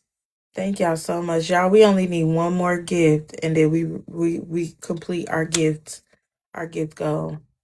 God is with them. Thank you so much. I appreciate that. Thank you. Lady M said they really made me realize that it's all worth it. Ty said, think we all. Girl, listen. I was trying to hold it back. Yes. True love prevailed. Yes, y'all. Guys, if you are in here and you are not following LDRtoFOREVER, please make sure you are following this platform. This platform is a safe space for couples who are stateside or countryside, regardless of where you coming from or where you're traveling to. We interview couples who have closed the gap. We have real conversations over here. Also too, if you have closed the gap and you are interested in your story being shared, you can always send a DM. You can always say, hey, I'm definitely more than open. They were a couple from the get-go. Once she had started following me, we connected and she was very sweet. And she was like, I would love to have our story shared. And thank God when he came in, he was willing to come up and share as well. I'm grateful to see someone give LDR another chance and finding a relationship worth the risk. So many similarities with their story. Shows that struggles are worth it. Yes, yes, yes, yes. That is the ultimate goal. If you are new to this platform, the ultimate goal here is to educate, motivate, unite, edify all couples all over if you are in a long distance relationship. I always tell people if you have not traveled, you got questions around traveling, anything, typically we have live panels where people come up and they share on different things and we try to help people. This is a space where you will always find positivity here.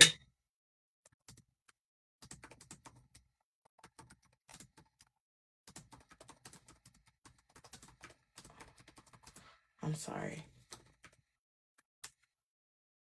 I felt their spirit the little time I was here. Beautiful. So sweet, right? Thank you so much for the follow. Yes, y'all. Thank you, and thank you guys so much. Thank you for all the gifts, all the taps, moderators. As always, I thank y'all. I really, really do thank you guys. I thank you guys so much. I don't take it lightly. The support, anybody in the comments that is always telling people to tap the screen. Guys, it doesn't only take one when you're trying to do something different. So I never take it lightly for all the people that do come in and support. I think this is something that is needed for the LDR community. I try my best, you get what I'm saying? And I really appreciate everybody that tries their best. Shout out to y'all because we're really creating something that is different. You know what I'm saying? We letting people know that relationships do prevail, that it's worth it, that you can get through it, that even if you have a hiccup, yes, please come back. Also, hold on, wait a minute. I'm gonna bring y'all up because y'all know I like to bring people up and we talk a little bit. But can we get into the next? Can we get into the next interview? Can we get into the next interview? All right, we gonna get into it. Let me show y'all what our next interview. Who is coming up? Oh Lord, how can I get myself off the screen? Oh Lord. So our next interview is Two Hearts, One Life. It is with Riley, and it is with her guy, Griffin, her fiance. They are going to come up here and they are going to